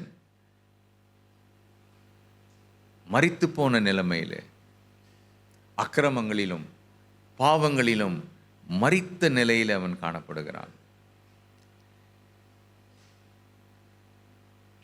அரண்மனையிலிருந்து தேவனை துதிக்க ஆராதிக்க அவன் பிரயாசப்பட்டாலும் அவனுடைய மரித்து போன இருதயம், இன்னொரு வார்த்தையில் சொல்ல வேண்டும் என்றால் கடினப்பட்ட அவனுடைய இருதயம் தேவனோடு கூட அந்த பழைய சீருக்கு வர முடியவில்லை. அவரை எக்காலத்திலும் ஸ்தோத்திரிப்பேன் என்று சொன்ன அந்த தாவீது இப்பொழுது அவனால் அவ்விதமாக துதிக்க ஸ்தோத்திரிக்க முடியவில்லை. தேவன் வடகாற்றை வீச பண்ணினார். தாவீதோடு கூட இருந்த ஆலோசனைக்காரன் அகித்தோப்பேல். இந்த அகித்தோப்பேல் அவனுடைய வார்த்தை தாவீதுக்கு தேவனுடைய வார்த்தையை போல இருந்தது. அவன் தேவ ஆலோசனைகளை தாவீதுக்கு கொடுத்து கொண்டே வந்தான். அந்த அகித்தோப்பேல் திடீரென்று தாவீதுடைய குமாரனாகிய அப்சலோமோடு கூட சேர்ந்து தாவீதை கொல்ல வேண்டும், தாவீதுடைய அரண்மனையை சிங்காசனத்தை கவிழ்க்க வேண்டும், ராஜ்யபாரத்தை அப்சலோமுக்கு பெற்று தர வேண்டும் என்று அவன் மாறிவிடுகிறான். நடந்த காரியம் என்ன? அப்சலோம் திடீரென்று இஸ்ரவேல் தேசமெங்கும் எக்காலத்தை ஊதி அப்சலோம் ராஜாவானான் என்ற ஒரு செய்தியை அறிவிக்கின்றான். தாவீது ராஜா தன்னுடைய பிராணனுக்காக அரண்மனையை விட்டு தன்னுடைய ஜனங்களோடு கூட ஓட வேண்டிய சூழ்நிலை. எந்த ஒரு ராஜா 10,000 பேருக்கு சமமான ஒரு கோலியாத்தை கொன்றானோ அந்த ராஜா தன் அரண்மனையை விட்டு தன்னுடைய ஒரே மகனுக்கு எதிராக நிற்க முடியாமல் ஓட வேண்டிய சூழ்நிலை, துரத்தப்பட வேண்டிய ஒரு சூழ்நிலை. ராஜா அரண்மனையை விட்டு வெளியே ஓடுகிறார். ஓடும்போது யோர்தான் நதி, அதை கடந்து போக வேண்டும். போகிற வழியிலே ஒரு மனிதன், அவனுடைய பெயர் சிமேயி. அவன் யார்? பென்னிமீன் கோத்திரத்தை சேர்ந்தவன், சவுலின் உறவினன். அவனுக்கு தாவீது மீது பெரிய கோபம், அளவற்ற கசப்பு. ஒரு வாய்ப்பை அவன் தேடிக்கொண்டே இருந்தான். எப்பொழுது இந்த தாவீது நிர்கதியாவான், எப்பொழுது அவனுடைய ராஜ்யபாரம் கவிழ்க்கப்படும், அவனை பழி தீர்த்து கொள்ளலாம். உலகத்தில் அநேகர் இப்படித்தான் உண்டு. நேரம் பார்த்து காலவாரி விடுகிறவர்கள். உங்கள் வாழ்க்கையில் இப்படிப்பட்ட சிமேய்கள் எழும்பி இருக்கலாம். நம்பின மக்கள் அநேக நேரத்தில், நம்முடைய கஷ்டத்தின் நேரத்தில் சொல்லுவாங்க, என்னால் முடியாது, இல்லை நம்ம கஷ்டப்படுகிற நேரத்தில் இன்னும் நம்ம வேதனைப்படக்கூடிய அளவுக்கு வேதனைப்படுத்துவாங்க.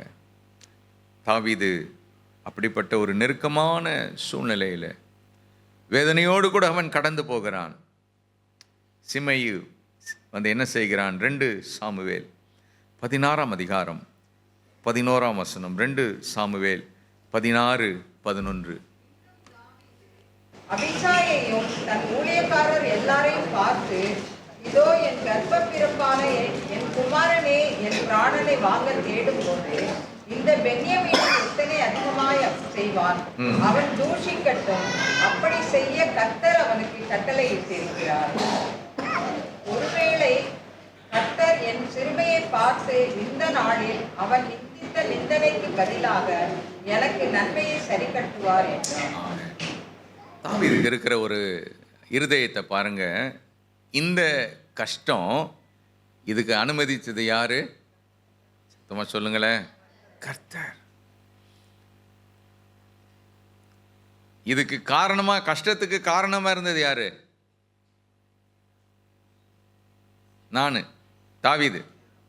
தாவீது தப்பு செஞ்சான். தப்பு செஞ்சதுனால கர்த்தர் இந்த காரியத்தை அவனுக்கு என்ன பண்ணாரு? அனுமதித்தார். சிமேயி தூஷிக்கிட்டோம் என்று தாவீது அந்த தூஷணைகளை ஏற்றுக்கொண்டான். அவன் சும்மா இல்லை, வாயை விட்டு மட்டும் சொல்லலை, கழுத்துக்கு என்ன பண்ணுறானா? ஆமாம், தொடர்ந்து கல்லுகளை எரிந்து கொண்டே வரான். அப்போ தாவீதுடைய படைத்தலைவன் அபிசாயி சொல்கிறான், ராஜா ஒரு சின்ன உதவி செய், ஒரு ஒரு ஒரு ஒரு ஒரு வார்த்தை சொல்லுங்க, இவன் எதை போல இருக்கிறான் அப்படின்னு கேட்டால், செத்த நாயை போல இருக்கிறான். இவனை அடிக்கிறதுக்கு எனக்கு ரொம்ப நேரம் ஆகாது. செத்த நாயை போல இந்த சிமேயி இருக்கிறான். கவனிங்க, தேவன் வடகாற்றை தாவீதுடைய வாழ்க்கையில் வீச பண்ணினார். அந்த வடகாற்று அக்கினியோடு கூட கலந்து வருகிறது. தாவீதுடைய இருதயத்தை புடமிடுகிறது.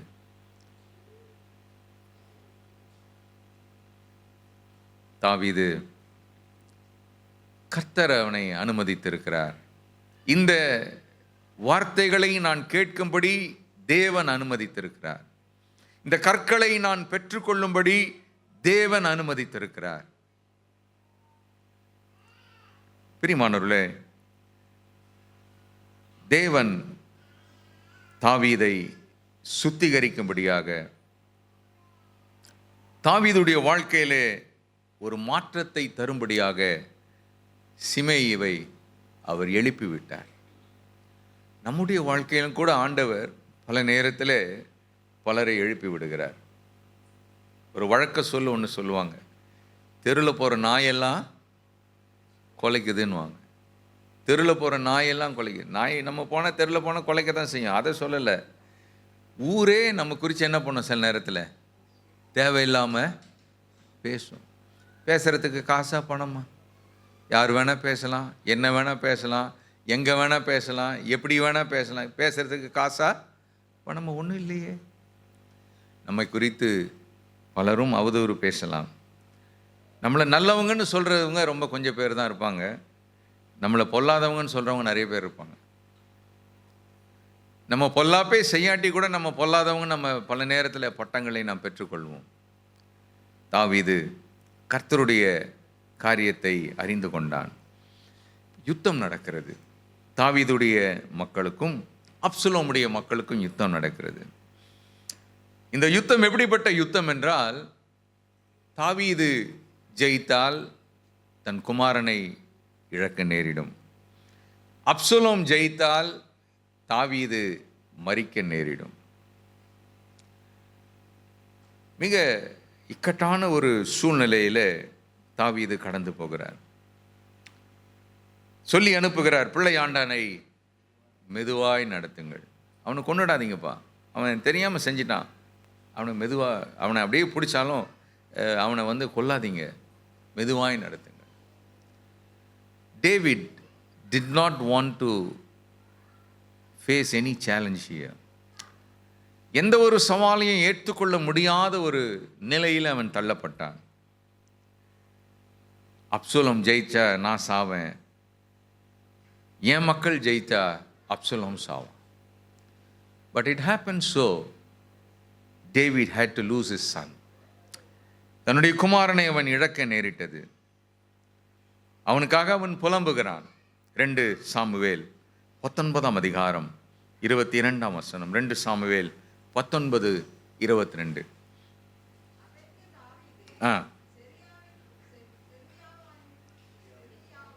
குமாரரே, இனி நீங்கள் எனக்கு சத்துருக்களாகிறதற்கு எனக்கும் உங்களுக்கும் என்ன? இன்று இஸ்ரவேலில் ஒருவன் கொல்லப்படலாமா? இன்று நான் இஸ்ரவேலின் மேல் ராஜாவானேன் என்று எனக்கு தெரியாதா என்று சொல்லி ராஜா சீமேயை பார்த்து நீ சாவதில்லை என்று அவனுக்கு ஆணையிட்டான். அப்சலோம் மரித்து போகிறான். அப்சலோம் மரித்த பிறகு அவன் அப்சலோமை எண்ணி ஒரு புலம்பல் பாடுகிறான். அந்த வசனத்தை வாசிப்போம், அதன் பிறகு நான் இதை சொல்லுகிறேன். 2 சாமுவேல் 18 அதிகாரம் 33 வசனம். 2 சாமுவேல் 18:33. ஏறி போய் அழுதான்.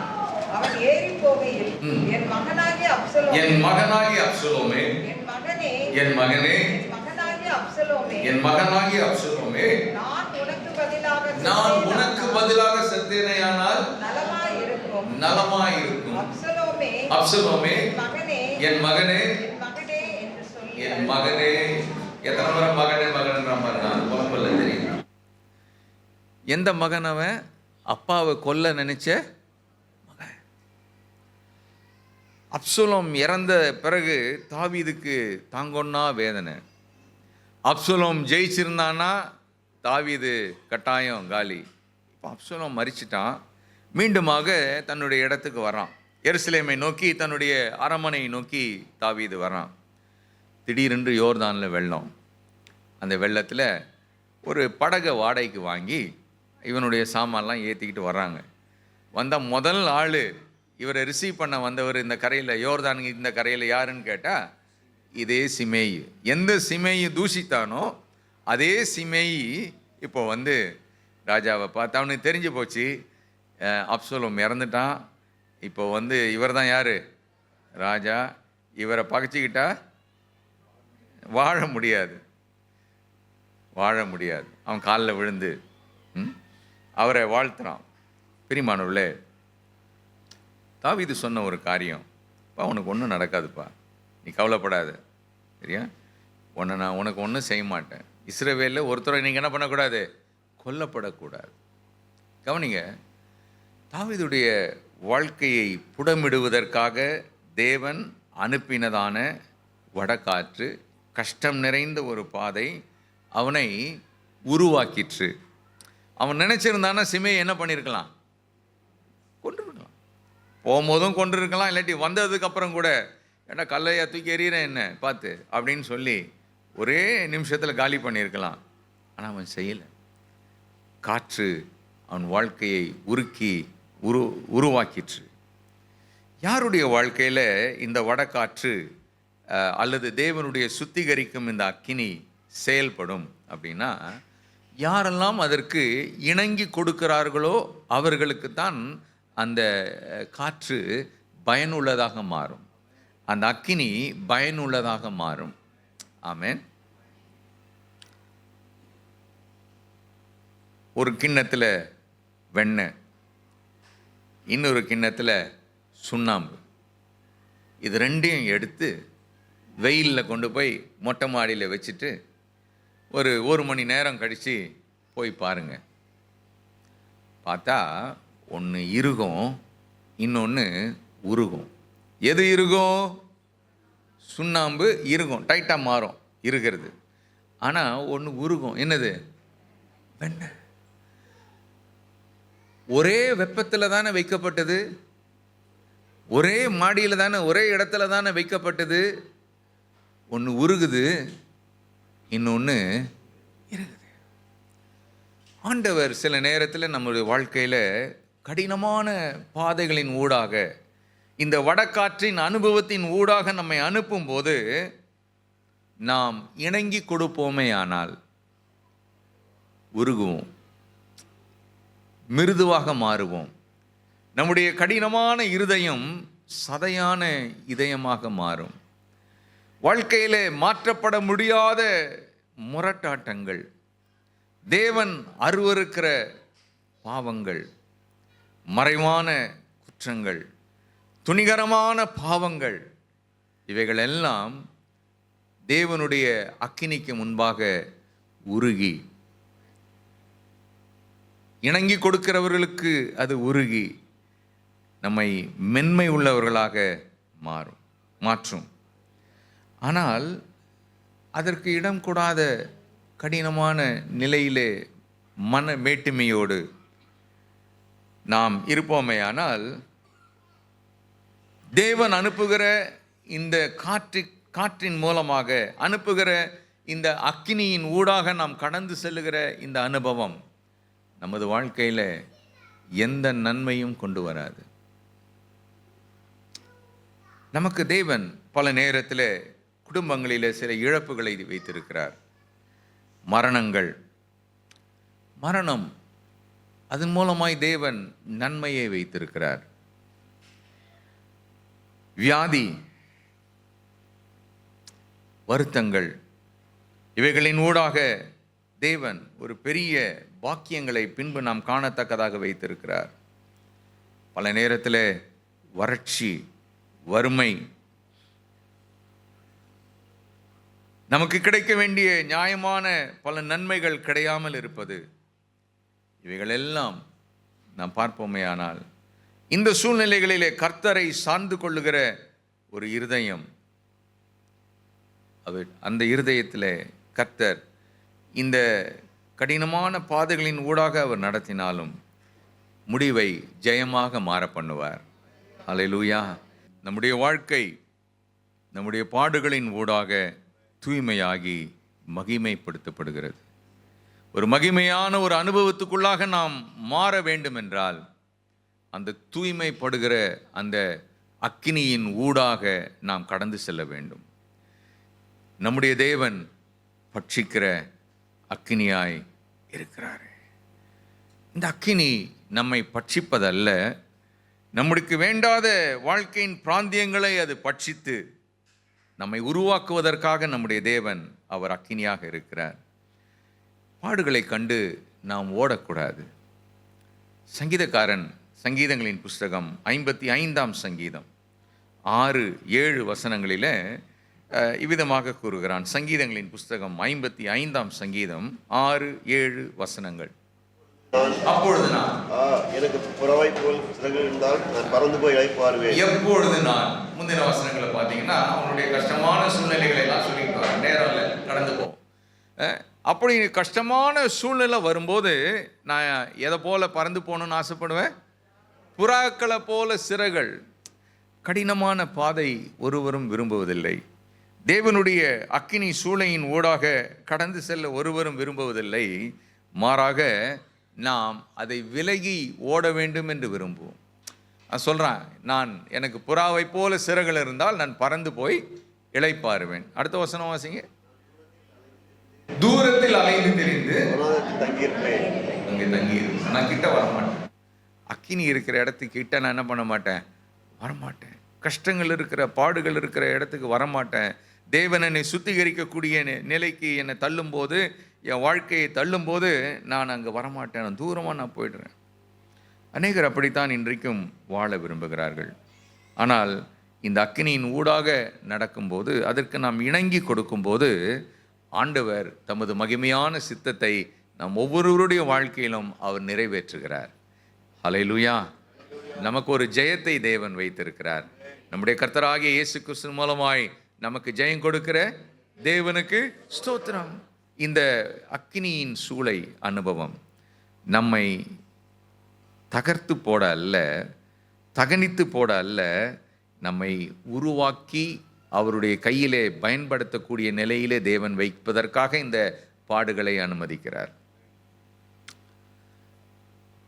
ஏன் இந்த அக்கினி வடகாற்றின் அனுபவம் என்றால், இந்த காற்றின் அனுபவத்தின் ஊடே கடந்து வருகிறவர்கள் பிறருக்கு கர்த்தருடைய ஆறுதலையும் கர்த்தருடைய ஆலோசனையும் கொடுக்கும்படியாக கர்த்தர் நம்மை வடகாற்றின் ஊடாக அனுப்புகிறார். கர்த்தருடைய நாமத்துக்கு மகிமை உண்டாவதாக. இந்த நாட்களிலே பவுல் அப்போஸ்தலன் 2 கொரிந்தியர் 1 அதிகாரம் 4 வசனத்திலே அவர் சொல்லுகிறார், தேவனால் எங்களுக்கு அருளப்பட்ட ஆறுதலினாலே எந்த உபத்திரவத்திலேயும் அகப்படுகிறவர்களுக்கு நாங்கள் ஆறுதல் செய்ய திராணி உள்ளவளாகும்படி எங்களுக்கு வரும் சகல உபத்திரவங்களிலேயும் அவரே எங்களுக்கு ஆறுதல் செய்கிறவர். ஏன் ஆண்டவர் இந்த வடகாற்றை வீச பண்ணுகிறார்? ஏன் இந்த அக்கினி அனுபவத்தின் ஊடாக நம்மை அனுப்புகிறார் என்றால், பிறருக்கு நாம் ஆறுதல் செய்யும்படியாக. நான் கடந்து வந்தேன், என்னை தேவன் சுத்திகரித்தார். நீங்கள் கடந்து போகிற இந்த பாதையிலே தேவன் உங்களையும் என்ன செய்து கொண்டிருக்கிறார்? சுத்திகரிக்கிறார். நான் அந்த பாதையின் ஊடாக ஜெயம் பெற்று வரும்போது தேவன் எனக்கு இந்தந்த நன்மைகளை செய்தார், அந்த தேவன் உங்களுக்கும் இப்படிப்பட்ட நன்மைகளை செய்வார் என்ற ஒரு நம்பிக்கையை கொடுப்பதற்காக ஆண்டவர் நம்மை வைத்திருக்கிறார். கர்த்தருடைய நாமத்துக்கு ஸ்தோத்திரம். அமெரிக்க ஐக்கிய தேசத்தில் ஃபேனி கிராஸ்பி என்ற ஒரு அருமையான ஒரு பாடகி, அவளை குறித்து நீங்கள் கேள்விப்பட்டிருக்கலாம். ஃபேனி கிராஸ்பி என்று சொல்லப்படுகிற இந்த அருமையான பாடகி ஒரு கர்த்தருடைய பிள்ளை. ஏறத்தாழ 10,000 பாடல்களுக்கு மேலாக அவள் பாடியிருக்கின்றாள். தன்னுடைய சிறு வயதில் 6 வாரங்கள் குழந்தையாக இருக்கும்போது அவளுக்கு காய்ச்சலும் சளியும் வந்தது. 6 வார குழந்தை, அதன் பிறகு அவளுடைய கண்களிலே இருந்து கண்ணீர் வடிந்து கொண்டே இருந்தது. ஒரு விதமான ஒரு நோய் அந்த கண்களிலே வந்துவிட்டது. 6 வார குழந்தை. கிராம மருத்துவரை பார்த்து, நம்ம ஊரில் வைத்தியர் இருப்பார் இல்லையா, அது மாதிரி அந்த ஊர்லேயும் ஏதோ ஒரு வைத்தியரை பார்த்து அந்த கண்களிலே வரக்கூடிய அந்த நோய்க்கு இருக்கக்கூடிய அந்த கண்ணீர் வடிகிற அந்த இதுக்கு ஒரு மருத்துவம் பார்த்துருக்கிறார்கள். ஆனால் அந்த பிள்ளை 2 கண்களையும் 6 வாரத்தில் இழந்து போனாள். தன்னுடைய 2 கண்களையும் அவள் இழந்து 6 மாத குழந்தையாய் இருக்கும்போது தன்னுடைய தகப்பனையும் அவள் இழந்தாள். இப்பொழுது தன்னுடைய தாயுடைய தாயார், பாட்டி, அவர்களால் அவள் வளர்க்கப்பட்டாள். 3 வயதாகும்போது அவளை வேறொரு சிறந்த மருத்துவரிடத்திலே காண்பித்து, எப்படியாகிலும் இவளுக்கு கண் பார்வை கிடைக்குமா என்று ஒரு அறுவை சிகிச்சைக்காக எடுத்து சென்றார்கள். மருத்துவர் முடியாது என்று கைவிட்டு விட்டார். வெளி உலகத்தை வெறும் 6 வாரங்கள் மாத்திரம் பார்த்த இந்த பிள்ளை, அவளுடைய பாட்டி, அவளுடைய தாயார், இவர்கள் இருவரும் அவளை ஊட்டி வளர்த்தார்கள். மற்ற பிள்ளைகள், கண்கள் உள்ள பிள்ளைகள் படிக்கக்கூடிய அந்த பள்ளியிலே இவளும் சேர்ந்து படித்தாள். மற்ற பிள்ளைகளோடு இவளும் சேர்ந்து விளையாடுவாள். தன்னுடைய 8ஆம் வயதில் அவள் முதலாவது ஒரு கவிதையை, she wrote her first poem when she was 8 years old. முதலாவது கவிதை அவள் எழுதுகிறாள். அந்த கவிதையில் அவள் சொல்லும்போது சில வரிகளை விதமாக எழுதுகிறாள். அதை நான் ஆங்கிலத்தில் வாசித்துட்டா, நான் மறுபடியும் தமிழில் நான் சொல்கிறேன்.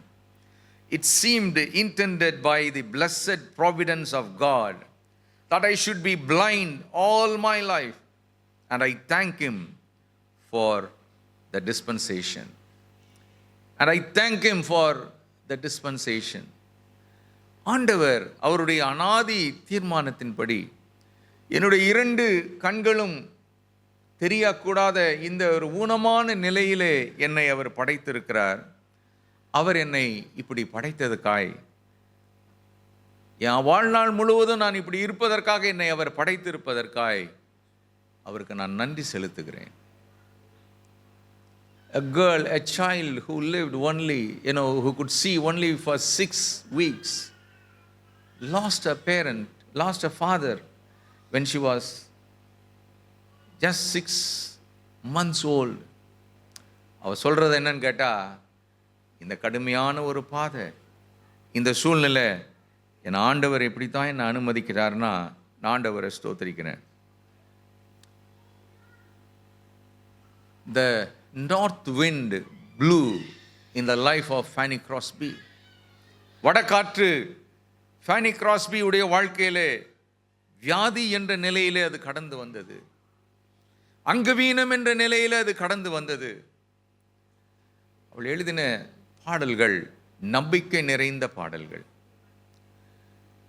அவள் ஒரு பாடலில் எழுதுறா, இந்த உலகத்தில் நான் மரித்து என் கண்களை நான் பரலோகத்திலே திறப்பேனே, ஆனால் நான் பார்க்கக்கூடிய முதல் நபர் என் அருமை ஆண்டவராகிய இயேசு என்று எழுதுகிறாள். The first person I am going to see when I go to heaven is my beloved Lord Jesus Christ. அவள் எழுதின அநேக பாடல்கள் ஆறுதல் நிறைந்த பாடல்கள். இயேசுவை நம்பி பற்றி கொண்டேன். Blessed assurance, Jesus is mine. Oh, what a foretaste of glory divine. அருமையான பாடல்கள். இன்னைக்கும் உலகமெங்கும் பாடப்படுகிற நூற்றுக்கணக்கான பாடல்கள் அவளுடைய பாடல்கள். இயேசுவை நம்பி பற்றி கொண்டேன், மாட்சிமையான மீட்பை பெற்றேன், தேவகுமாரன் ரட்சை செய்தார், பாவியாம் என்னை ஏற்றுக்கொண்டார். This is my story and this is my song.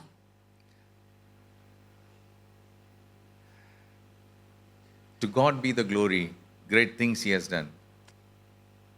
Pass me not, O gentle Savior. நிறைய பாட்டு இன்றைக்கும் பல மெயின் லைன் சர்ச்சஸில் பாடப்படக்கூடிய பாட்டு பரலோகத்தின் நம்பிக்கையுடைய பாட்டு, அநேகருக்கு ஆறுதல் தரக்கூடிய பாட்டு. அவள் எழுதின பாடல்கள். அவள் உபத்திரவத்தின் குகையின் ஊடாக கடந்து சென்றாலும் தூய்மையாக்கப்பட்டவளாக கர்த்தரால் அநேகருக்கு ஆறுதலை தரக்கூடிய ஒரு பாத்திரமாக பயன்படுத்தப்படுகிறாள். என் தேவ மக்களே, பிரியமானவர்களே, ஆண்டவர் வடகாற்றை அனுமதிப்பதனுடைய ஒரு நோக்கம் என்னை உடைக்க வேண்டும். என்னை உடைப்பது மாத்திரமல்ல, என்னை உருவாக்க வேண்டும். என்னை உருவாக்குவது அவருடைய சித்தத்தின்படி உருவாக்கப்பட்டு, ஆறுதல் இல்லாத அநேகருக்கு நான் ஆறுதலை தர, விடுதலை இல்லாத அநேகருக்கு நான் ஒரு விடுதலையை தர, தேவ நம்பிக்கை இல்லாத அநேகருக்கு நம்பிக்கையின் வார்த்தையை நான் கொடுக்க, தேவன் எனக்கு வடகாற்றை என் மீது, என் வாழ்க்கையின் மீது அவர் வீச செய்கிறார். தேவன் கடினமான பாதைகளை அனுப்பும் போது நம்மை சுத்திகரிக்கிறார். அவருடைய சுத்திகரிப்புக்கு நாம் இணங்கி கொடுப்போம். அவருடைய சுத்திகரிப்புக்கு இணங்கி கொடுக்கும் போது மறுரூபமாக்கப்படுவோம். கண்களை மூடி அப்படியே ஒரு நிமிஷம் எழுந்து நிற்கலாமா? எழுந்து நின்று கண்களை மூடுவோமா?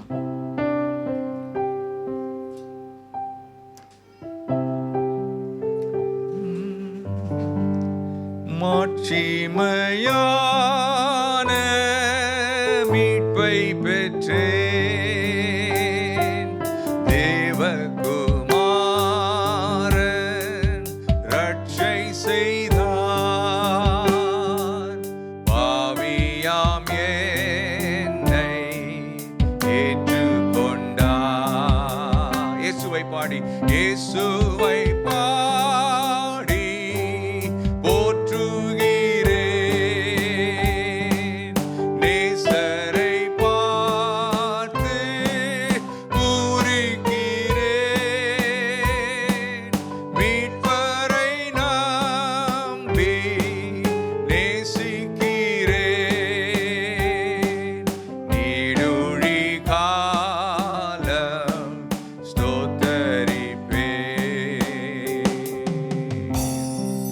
This is my story, this is my song, praising my Savior all the day long.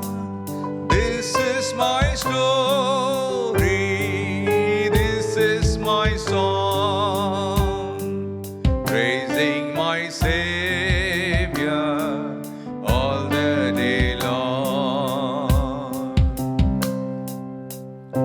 எனக்கு அன்பானவர்களே, இந்த வடகாற்று, தேவன் அனுப்புகிற வடகாற்று அக்கினியோடு கூட வருகிற ஒரு காற்று. அக்கினி நம்மை புடமிடக்கூடிய ஒரு அக்கினி. அவர் நம்மை புடமிடும் போது, அக்கினியின் ஊடாக நம்மை புடமிடும் போது, கடினமான பகுதிகளின் ஊடாக நம்மை புடமிடும் போது, எனக்குள்ளே இருக்கிற நான் என்கின்ற ஒரு காரியத்தை தேவன் உடைக்கிறார். நான் மாற மாட்டேன் என்று இருக்கிற காரியங்களை உடைக்கிறார். மறைவான பாவங்களிலிருந்து தேவன் சுத்திகரிக்கிறார். துணிகரமான பாவங்களிலிருந்தும் தேவன் நம்மை சுத்திகரிக்கிறார். அவர் நம்மை சுத்திகரிப்பதற்கு பயன்படுத்துகிற ஒரு காற்று வடகாற்று. அதோடு அவர் அக்கினியை அனுப்புகிறார். கடினமான வாழ்க்கையின் சூழ்நிலைகளின் ஊடாக கடந்து போகிறீர்களா? தேவனை விட்டு விலகி போவது லகுவானது என்று எண்ணுகிறீர்களா? அதைத்தான் சங்கீதக்காரன் சொன்னான். நான் புறாக்களை போல சிறகுகள் இருந்தால் தொலைவிலே நான் ஓடி நான் தப்பித்துக் கொள்ளுவேன். தேவன் நம்மை தப்பித்துக் கொள்ளுவதற்காக அல்ல, நம்மை உருவாக்குவதற்காகவே இப்படிப்பட்ட ஒரு திட்டத்தை வைத்திருக்கிறார். உங்கள் வாழ்க்கையில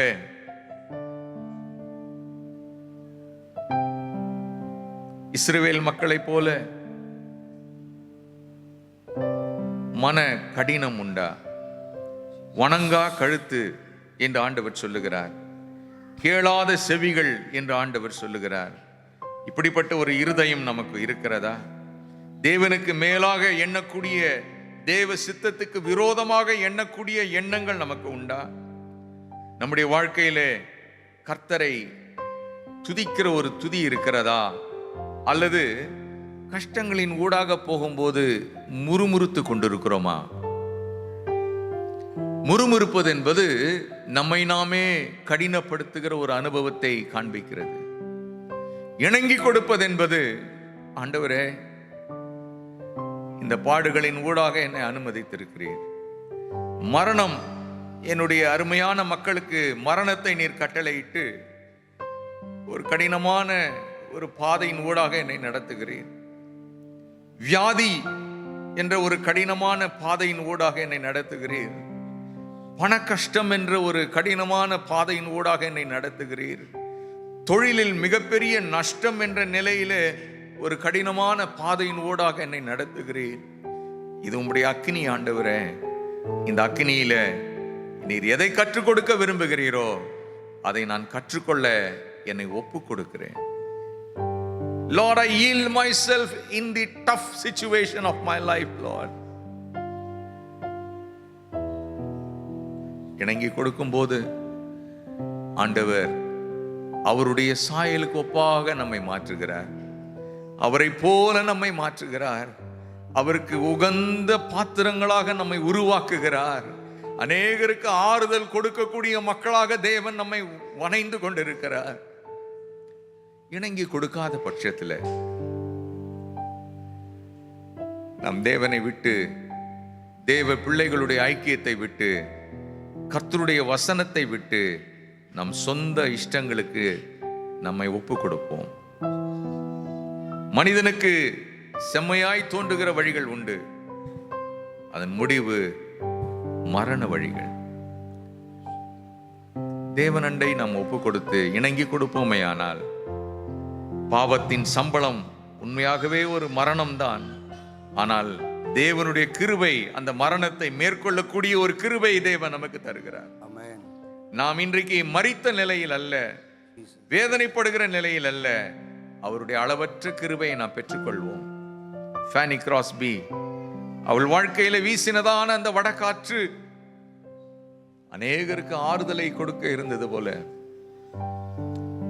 நம்முடைய வாழ்க்கையில கர்த்தர் அனுப்புகிற கஷ்டங்கள், வேதனைகள், உபத்திரவங்கள், இழப்புகள், வறுமைகள், போராட்டங்கள், மனக்லேசங்கள், இவர்களுக்காய் நாம் கர்த்தரை ஸ்தோத்திரிப்போம்.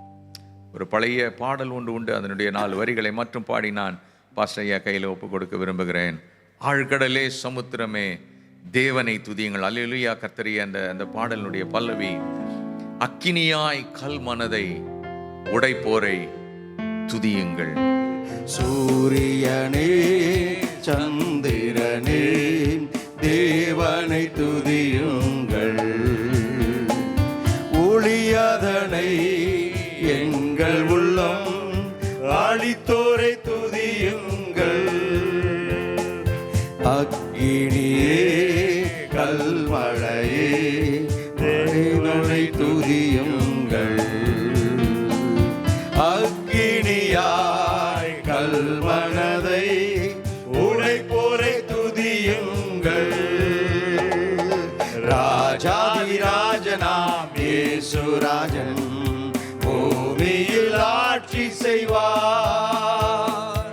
அல்லேலூயா அல்லேலூயா தேவனை துதியுங்கள். அல்லேலூயா அல்லேலூயா தேவனை துதியுங்கள். ஆண்டவரே, இந்த வார்த்தையை கேட்டுக்கொண்டிருக்கிற இந்த ஆராதனையிலே இணைந்து ஆண்டவரே உம்முடைய நாமத்தை மகிமைப்படுத்தி கொண்டிருக்கிற உம்முடைய பிள்ளைகளுடைய இருதயம் ஆண்டவரே ஹல்லேலூயா இறுகின இருதயமாய் இராதபடி ஆண்டவரே உம்முடைய வார்த்தைக்கு இணங்கி கொடுத்து ஆண்டவரே ஹல்லேலூயா உணர்வுள்ள இருதயமாய் ஆண்டவரே மாறட்டும். அதற்கு ஏற்ற சத்தியத்தை கர்த்தர் இன்றைக்கு எங்களுக்கு கொடுத்திருக்கிறீர். உமக்கு கரங்களை உயர்த்தி சொல்லுங்க, ஸ்தோத்திரம். தாவீது அப்படித்தான் தன் இருதயத்தை கடினப்படுத்தாதபடிக்கு இணங்கி கொடுத்தார். அதுபோல ஆண்டவரே நாங்களும் ஆண்டவரே எங்களுக்கு நேராய் எங்களுக்கு எதிராய் ஆண்டவரே தேவனால் அனுப்பப்படுகிற வடகாற்றாகிய அந்த அக்னி காற்று எங்களை உருவாக்க, எங்களை ஆண்டவரே உருவாக்கி ஆண்டவரே எங்களை ஆண்டவரே உம்முடைய கரத்தில் நீர் பயன்படுத்த எங்களை அர்ப்பணிக்கிறோம், ஒப்பு கொடுக்கிறோம். தொடர்ந்து பொறுப்படுத்திக் கொள்ளும். உம்முடைய பரிசுத்தமுள்ள நாமம் ஒன்றே மகிமைப்படட்டும். இயேசு ரட்சகருடைய நாமத்தில் பிதாவே, ஆமென் ஆமென்.